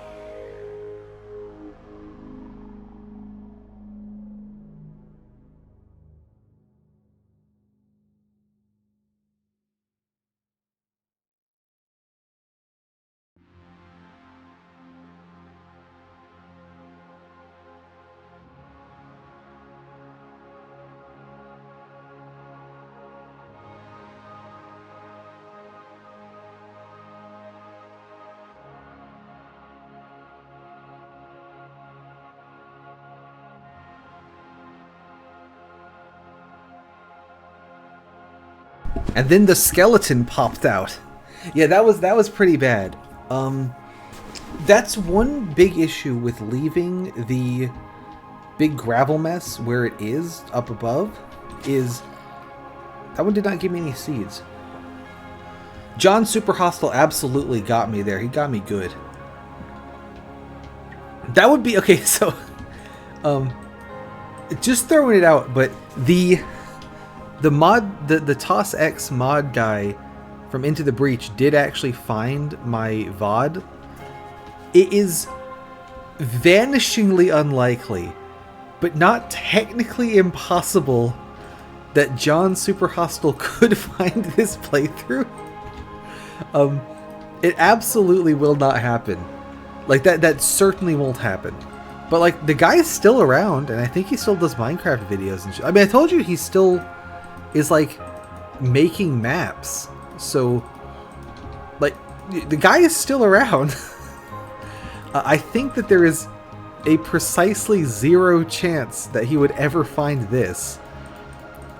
But I also would have said that there was a precisely 0 chance that just about anyone would find it.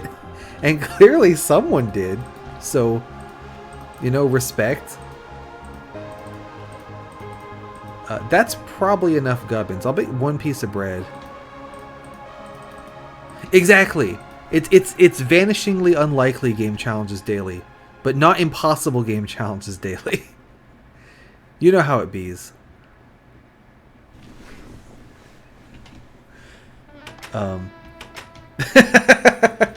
But yeah, don't count on it. I'm gonna say, but it would be very funny. And he'd be like, "Why are you playing this map wrong? Like, what's wrong with you? Why are you doing this?" I am actually really curious if any of the maps are going to actually be impossible to beat without jumping. Because there's a couple I think genuinely have a chance of being impossible. This one is possible only because I happen to be able to find a chest with wood and stuff in it at a lower elevation than where I started, with a path I could get there through. Future maps in the series start doing more tricks to prevent you from just digging through everything. Things like putting big lava walls behind this part just to go through. We saw that a little bit with the wall of lava between the Victory Monument room and Cavernous Sky. I probably should have brought some gear for this. This is like really dangerous.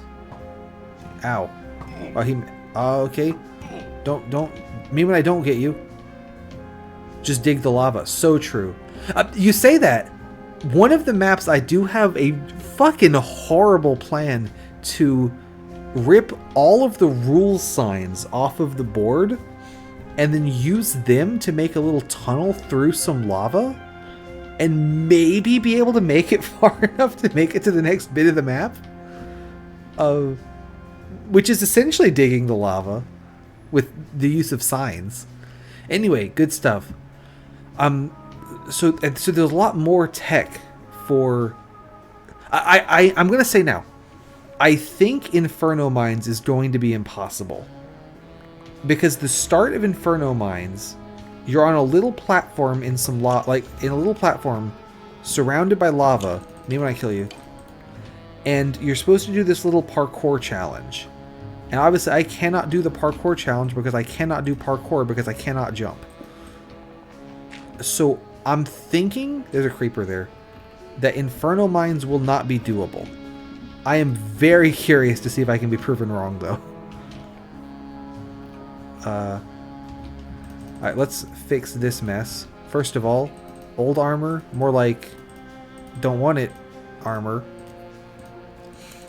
Bucket, bread, sword. Down to 3 pickaxes. We're good then. I thought I was down to 2 pickaxes.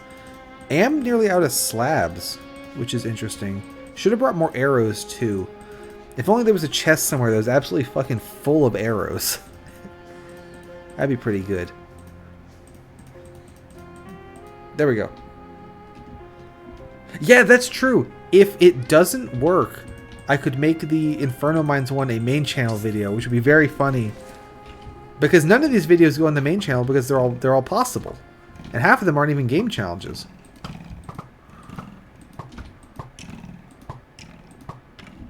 Yeah, so these guys can spawn up on the gravel blob and then fall down. And at the moment, I think it works best to just ignore them. But definitely could get to the point where they're too annoying and I just want to just me when I kill them. Yeah, so let's see. Inferno Mines might be impossible. What else? Let's get some lava here and then pick this up so I can actually get down on this side. Legendary might be impossible because of where you spawn. Yeah, that'd be pretty cool.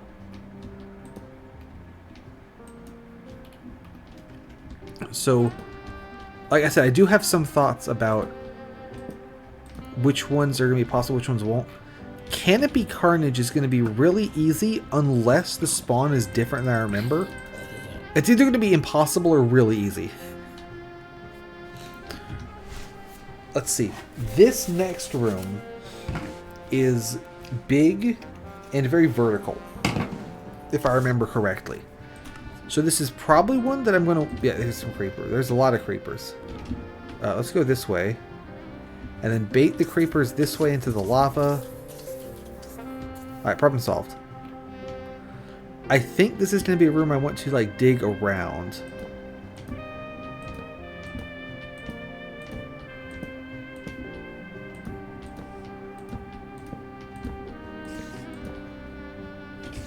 Hearing spiders.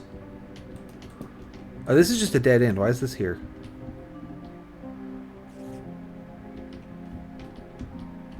Let's little pro tip. Spiders are maybe behind that wall.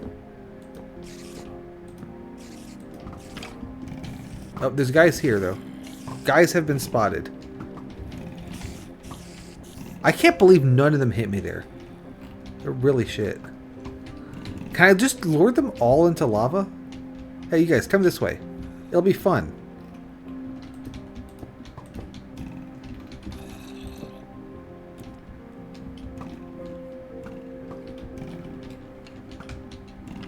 Yeah, that's one of John Super Hostile's cleverest traps.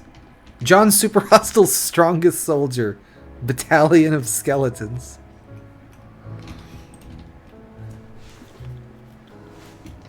There's another guy. I think I just kill him. Die.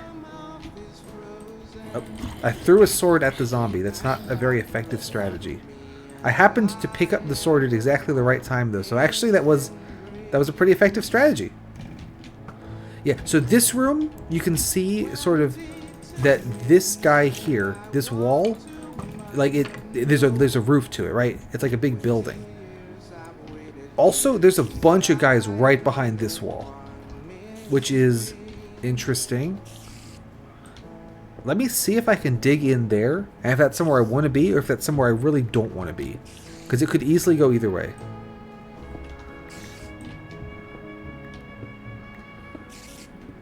Here's a spider. So that's fine. The spiders can't actually get into this little tunnel. That creeper definitely can. I think this is somewhere I really don't want to be. You know where? Okay, I know where this is. I know where that is now. I'm recognizing these things.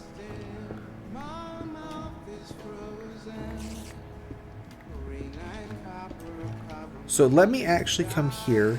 Let's block this off. I don't think I actually need to go into this room.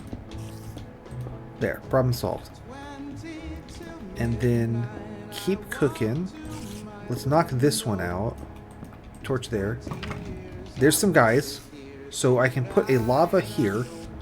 Knock out my torch. Fill that in. That will dump lava all over them. Now we can hear them dying. And then I can kind of do a little switchback.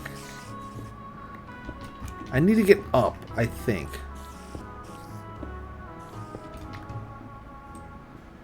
To sort of poke my head in and potentially make a little lava pour out chute. I guess I should get some more lava too if I want to do that. Let's go do that.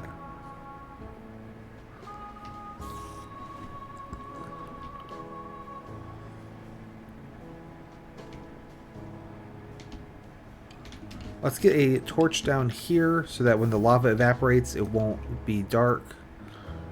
Sideline along here. There's some lava. Probably going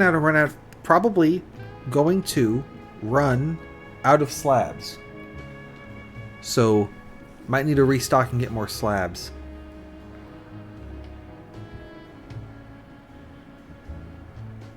And we go up and over roots. I think that's high enough that I won't bang my head. No, it's not high enough, so I do need to one further here.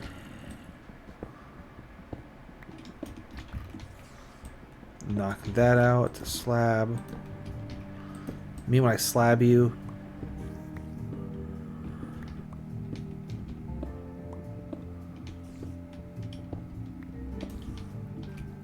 Put this here.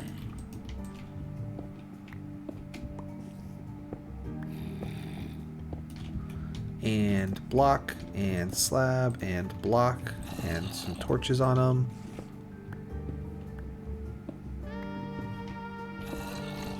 Let's see. And I can negotiate this staircase, so that's a big plus. I mean, bust into this room again. What are we looking at? Alright, so there's a zombie. I've actually come in at a pretty good height here. Now that I look at it. Let's get a torch there. Is there anything in this room? Oh. So, I thought I knew where this was. I'm not convinced I actually was right. I may have been lying on the internet. Ow. Well, there's the skeleton army. So, we got them at least. Yeah, you get out of here. So I have a foothold here until I walk too far this way, and then I really don't have a foothold. There's one of those turbo spawners. Let's see. I could dig up to the turbo spawner through the wall. I'm not going to have enough slabs, though, to do it.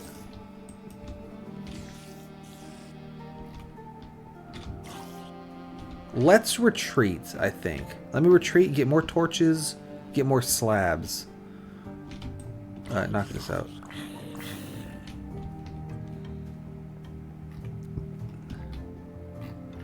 This is going okay, though, I'll say. Get another torch down here. I built this so I wouldn't actually wander into the lava myself. Let me go ahead as well. Dump some lava here, just to kind of keep guys from coming from that direction. Since there's plenty of lava on this little river.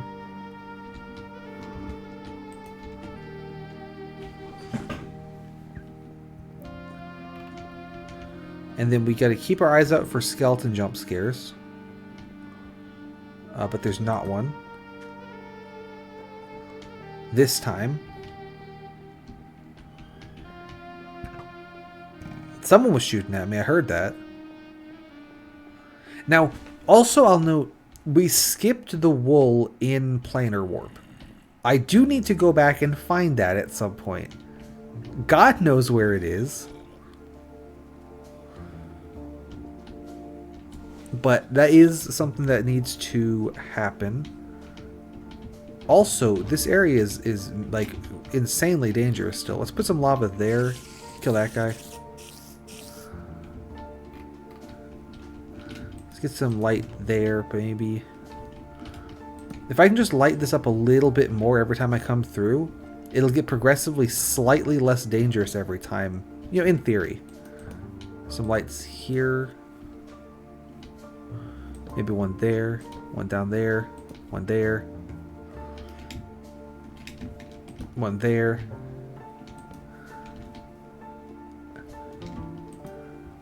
One there, one there. Okay. That's probably enough for this trip. But that should help. That should help. Everything I can... Ooh, I don't know. I think I probably wasn't supposed to drop down there. We can get back up, though. That's why I wanted to make sure I still had some slabs left. I guess I could have made it coming this way, but we didn't have to, so there. And then I don't want to go this way. Let's just block that off. Because I keep getting lost in this friggin' maze of tunnels I've built. Yeah. So, what is next? Restock, more torches, more bread. Probably same armor's good for another go. More torches. Like I said as well, I need to at some point circle back. That's a friggin' office buzzword. I need to circle back and get the wool in planar warp. But we'll keep cooking Citadel of Demons for now. Since I do... Like, we found it, right? I'm there. We're good, so... That seems like a good reason to me to keep doing this one.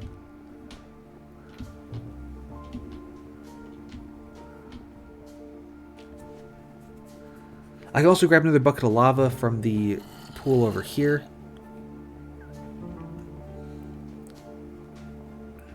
More tools, probably. Grab a couple more swords and a new pickaxe or two. There's some lava. Alright, plenty of stuff on the shopping list. The trees aren't growing because I believe this is so far away that these chunks aren't loaded anymore, or at least they're not loaded for the most of the time. Like, you know, because as we're walking out to Citadel of Demons, they're going to be loaded. But once we get there, it seems like they're too far away and they're not loaded anymore.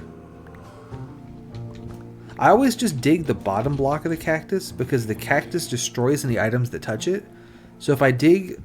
Technically, you should only have to dig the middle block of the cactus, and then it'll pop off the top and middle blocks, but leave the bottom so you don't have to replant it. I absolutely do not have a use for cactus, no.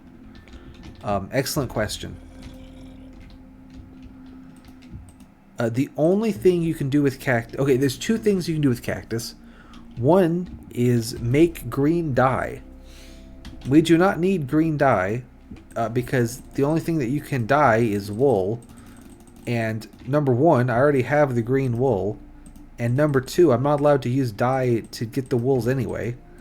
And the other thing that I could do with cactus is like make some kind of spike-based mob trap. But that's really stupid and not useful, so I'm not going to do that. So no, cactus is completely useless. Alright, so I wanted more arrows. I'm running out of arrows. More swords. More pickaxes.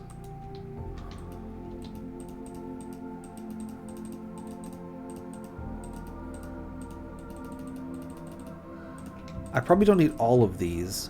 So let's bring 4 and then leave 2 here so I can quickly resupply if I die. Morches. We want more torches. Here's 32 coals. There's 64 there. So I still have some coal, but I am depleting the supply pretty fast. That said, we're beating the map pretty fast too, so not super a big deal to burn through a lot of coal. Pun not intended as I said it, but I mean it was a pretty good one, so I'll take credit anyway.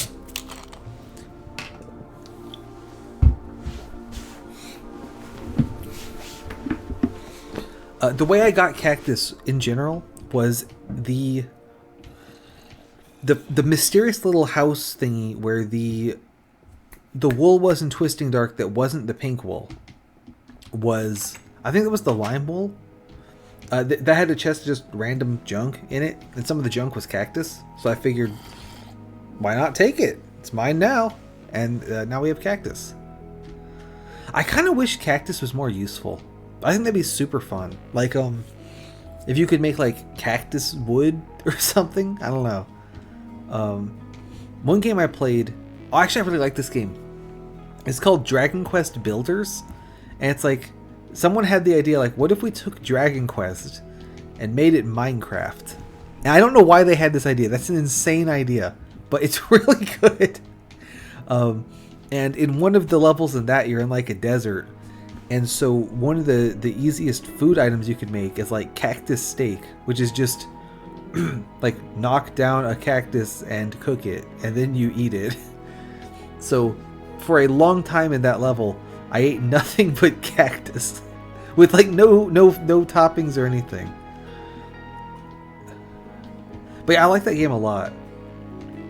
It's, again, I don't know who had the idea. What if we took Dragon Quest and made it Minecraft? But they really cooked. Like, it's really good. One thing I think is super cool about it is that Dragon Quest build. There's 2 of them now. There's Dragon Quest Builders 1 and 2, and Dragon Quest Builders 1 is a sequel to the original Dragon Quest on like the NES or whatever. And of course, there was barely any story because it was the friggin' NES. Like, you know, so they had the opportunity to sort of flesh out the world and characters a little bit more in this new game, this new Minecraft game, like however many years later. And then, so of course, Dragon Quest Builders 2 was a sequel to 2, which did the same thing. And I think that's super neat. I have never played Dragon Quest 1 or 2 on the NES, but I think it's really neat to do that. Again, though, who thought of this? Who went, I think we should make a sequel to Dragon Quest on the NES, but it should be Minecraft? Like, that is a statement dreamed up by the deranged.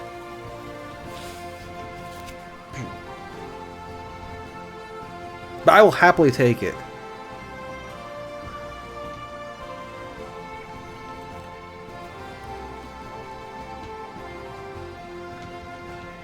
Actually, this song playing does mean we've looped the playlist twice.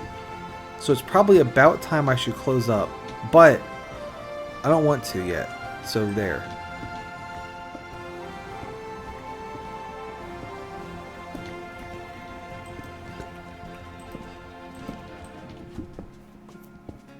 I think I liked Dragon Quest Minecraft 1 more than I liked 2. 2 had a ton of like quality of life kind of things that made like playing it way easier, but I didn't like the story as much. It went some directions I didn't care for. Like there's one bit, but like so in 2 as well. Like, you get, like... I guess this is slight story spoilers for Dragon Quest Minecraft, but whatever. There's, like... You get, like, buddies and stuff that, like, follow you around and help you do things. So you can be, like put down a blueprint and be like, alright, you make this. And then they'll just kind of do it. Or, like, they'll automatically... Like, if there's a bunch of stuff just, like laying around like that, you know? Like, they'll help... Just kind of... They'll pick it up. And your buddy that you're hanging out with... everyone thinks he's really sus. And so at one point, you're in like I mean, you are actually in a bit where there's like an imposter, and you're trying to figure out who it is, right?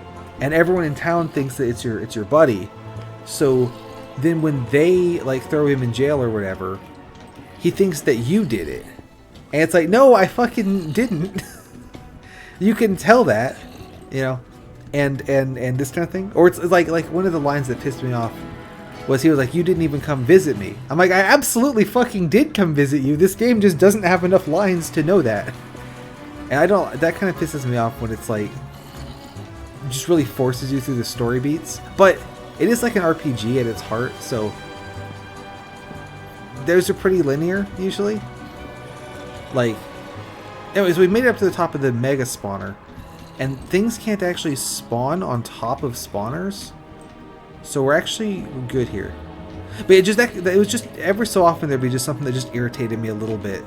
Where the game like assumed I had done something that I had done in a different way. Or that kind of thing. And I didn't really have that problem with 1. But part of the reason I didn't have that problem was that 1 was a lot story lighter than 2 was. So, I don't know.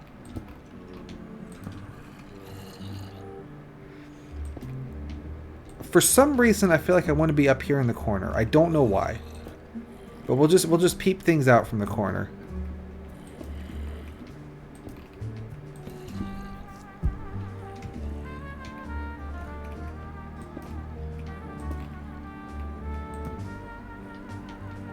Now, there could be like... Let's get some lava going.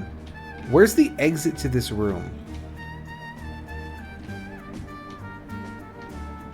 Because it could be down there. The lava will reveal all. That looks like just a corner. Yep, I believe that is just a normal corner.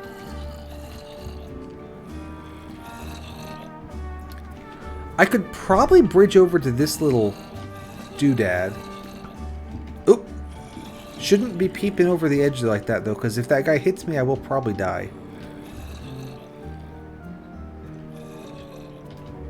Let me actually... Let's, like, block this off even more. Because I don't want the skeletons to shoot me as I'm derping around on this bridge. Let's get the lava right there. Slab. Block. Alright, let me go get some more lava. Ooh, I also could pour lava right here and just kill these guys. How did a zombie get in here? Me when I kill you. Oh, you know what he did? Was probably spawn from the turbo spawner over there. And then fell out, walked along this little path. That's probably what happened. That's probably what did it.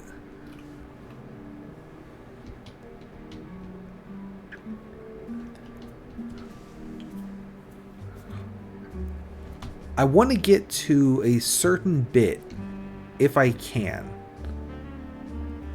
So, let's keep going.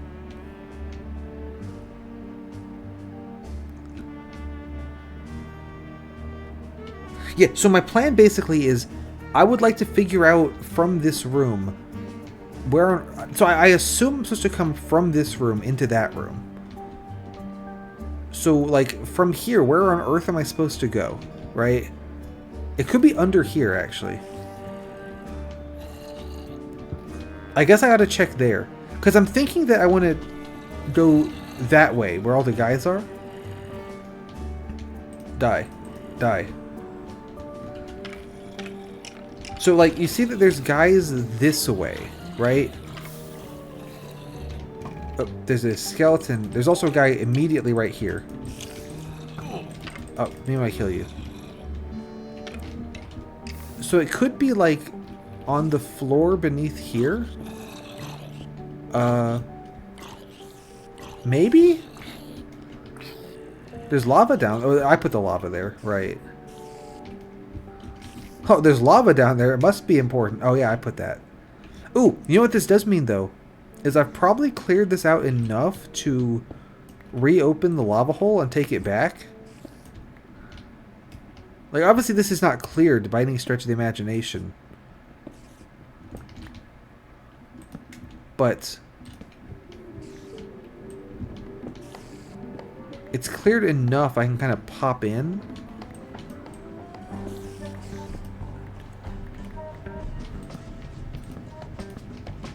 Well, I can say with certainty this isn't the exit. That might be. Like through there? I bet that's it. I bet that's it right there. Let's close this up again. There we go. Because the turbo spawner is like sitting on like a tunnel there. Knew when I kill you. I bet that tunnel is the way to proceed. We can do that. We can get to the tunnel this way. And then slab down instead of going up. Is there a guy here? Yeah, there is. Die. That guy's aim was horrible. Wow. Also, I should block that over before I fall in. Knock that out.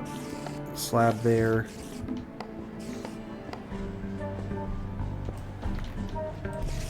Not quite sure how high I need to go. I guess we can cheat.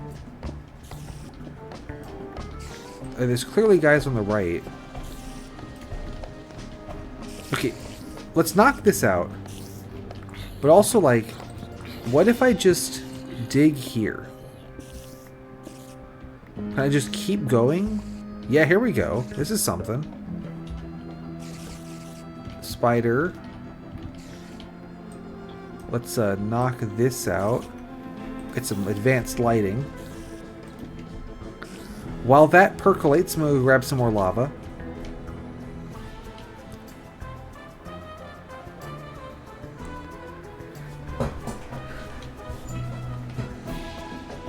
Oh, there's a guy. Hey, you want to come walk towards me and try to kill me? Yeah, just like that. Good try. It's a good effort. It's a good effort, but not really. That'll do.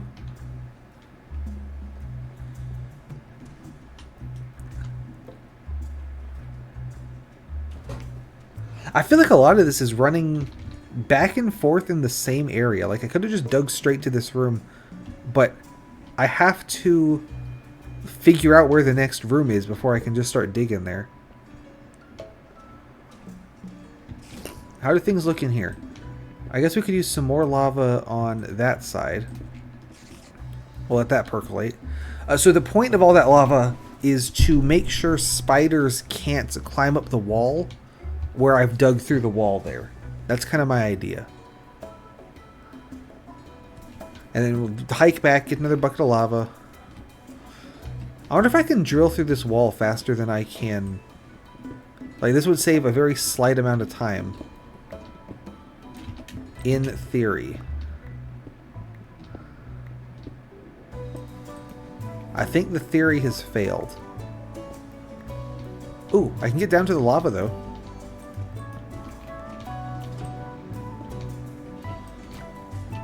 And slab. And another slab. Give me the lava.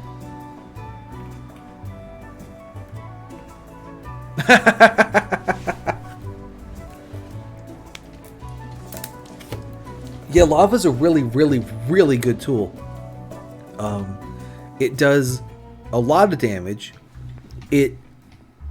I believe at this time is the only, like it flows and also lights. And the only way I could do that otherwise would be like screwing around with some kind of glowstone piston thing.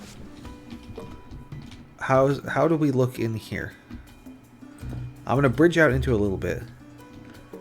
But it does come with a downside. You know, great power, great responsibility. is that I can very easily walk into my own lava and die. Other than that, it's great. We saw that earlier, actually, while I was clearing out the mine area. I placed some lava and I walked into it like an idiot, and it does not like go out. Like, I was just on fire forever. So that was interesting. Ah, so this spiders now can come and get us. Yeah, the lighting is really, really useful. Let's get some lava in there.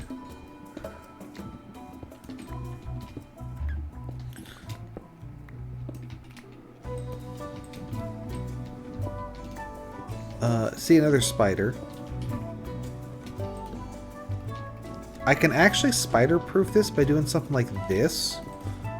Spiders can't climb over that little ledge. And in fact, I could walk on the little ledge. That seems kind of sus, though. I don't know. So spiders can walk up blocks vertically, but they can't go, like, underneath. So this little lip is going to keep them from able to climb up on here, at least mostly.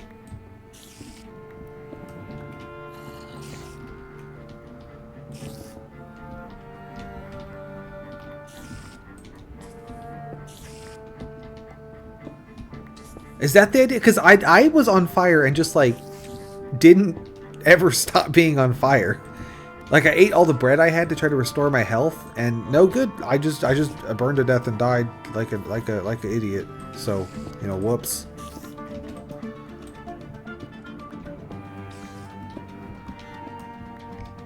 Alright, looks like I've made it to the end of whatever this platform is. Let's get some more blocks here. What am I looking at here now?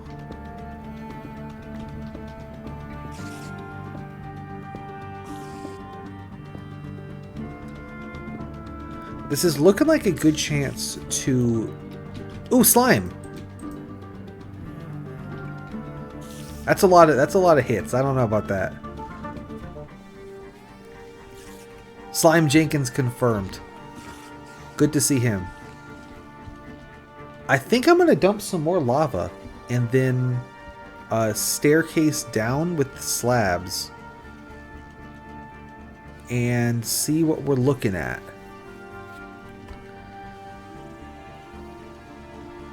Oh, I can just go here, grab that lava.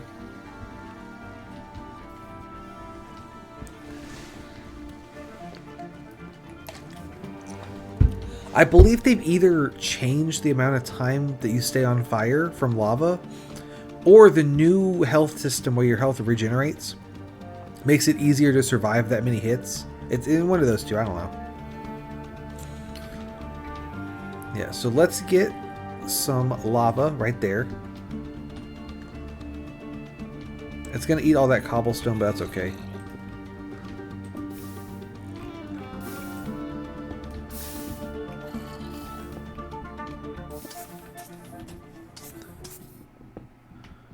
Ooh, there's actually another like leg. This is like a there's more to it over there, you see? I wonder if I should go through. Yeah, so it might be that the region makes it easier to take that many hits to begin with. Oh, we got a shot off as he died. Now these guys are really getting me good. What if I tunnel through this? Like, is there something important going on the other side? Like, I feel like I should be getting somewhere. Me when I kill you. Aha!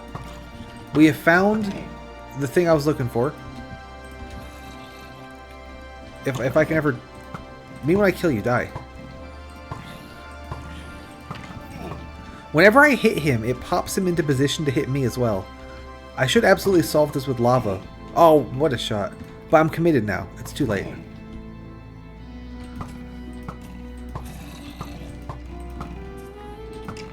Like, that was a perfect scenario where lava would and still will solve. You know what? You know what? You know what? Come here. Die.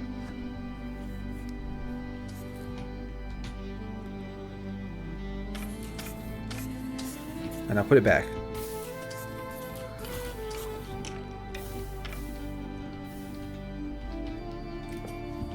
Look at all these guys. There's a skeleton above.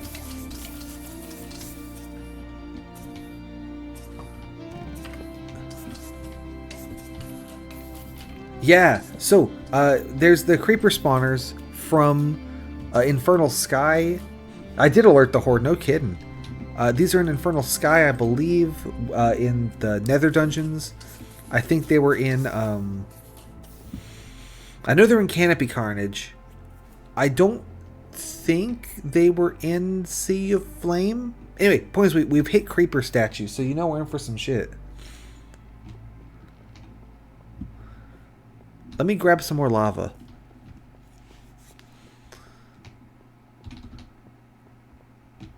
And eat this bread. I'm out of bread, which is not great. Yeah, no kidding. That's kind of why I was thinking maybe I do just want to be up above everything rather than trying to fight through on the floor. I probably could stand to be even higher where I'm out of skeleton range. Rejuvenation. But, well, we'll send it. So now that I've gotten this far, I can put some lava right there. Let me go get some more. So, like, if I had gone through that actual entranceway, then I would have had to fight like 100 guys all at the same time. So, I think skirting around behind the walls like I'm doing now is the way to do it. I don't know. Another skeleton. Might be able to lure him into the lava as well.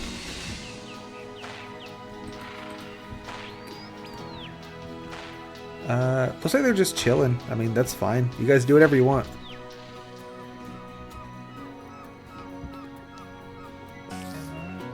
You can tell there's a big empty room right there because of all those nameplates at exactly the same level horizontally.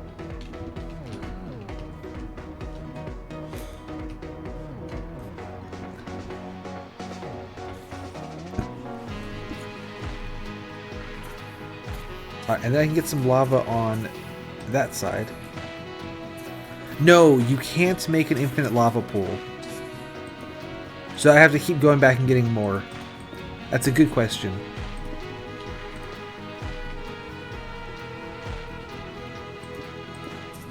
Yeah, if only, right?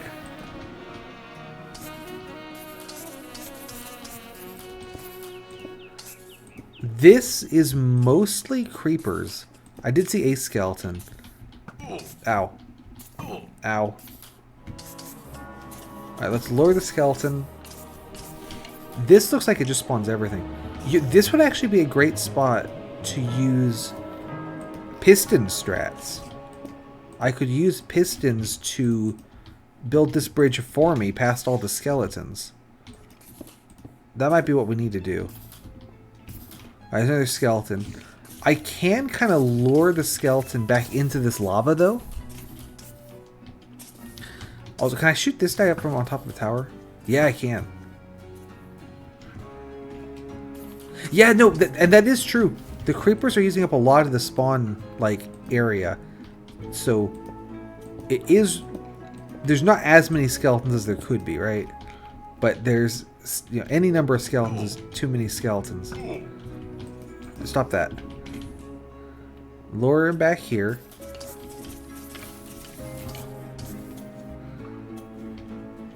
If I die, I'm going to call it for the night, I think. I might call it pretty soon anyway. It's getting late.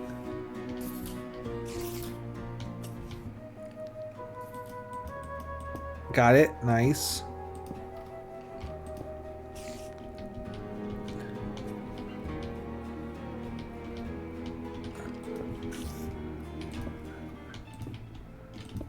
Okay, I can reach the foot now.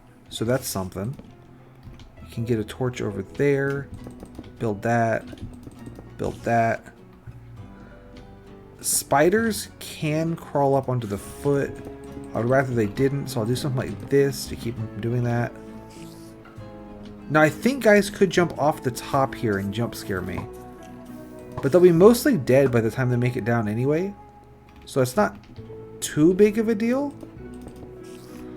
It's just not great. Ow. Also, I think this is full of TNT. Yeah, it sure is. Oh, there's a spider jump scare. Well, like I said, if I died, I was going to go ahead and call it for the day. So we got spider jump scared, so I think I'm going to call it there.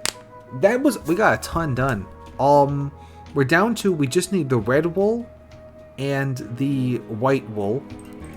So the spider jump scare. Red is going to be in planar warp, and white, again, normally this would be black would be the last dungeon, but white is the last dungeon, and this one is going to be in Citadel of Demons.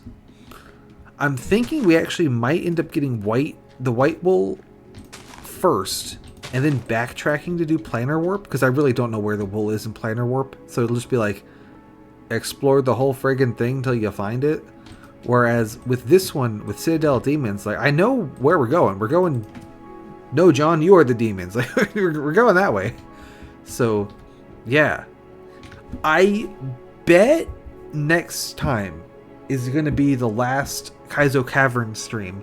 So make sure you're there, because I'm thinking I'll do a vote for which one I play next, which will be a lot of fun, because I'll just put up the names and not describe them at all. So you guys will have absolutely no way to determine which one you would like me to play next, because there's no information about it. So it'll be good fun for everyone, I think. Thanks for coming. Have an Impossible Game Challenges day, daily. See ya!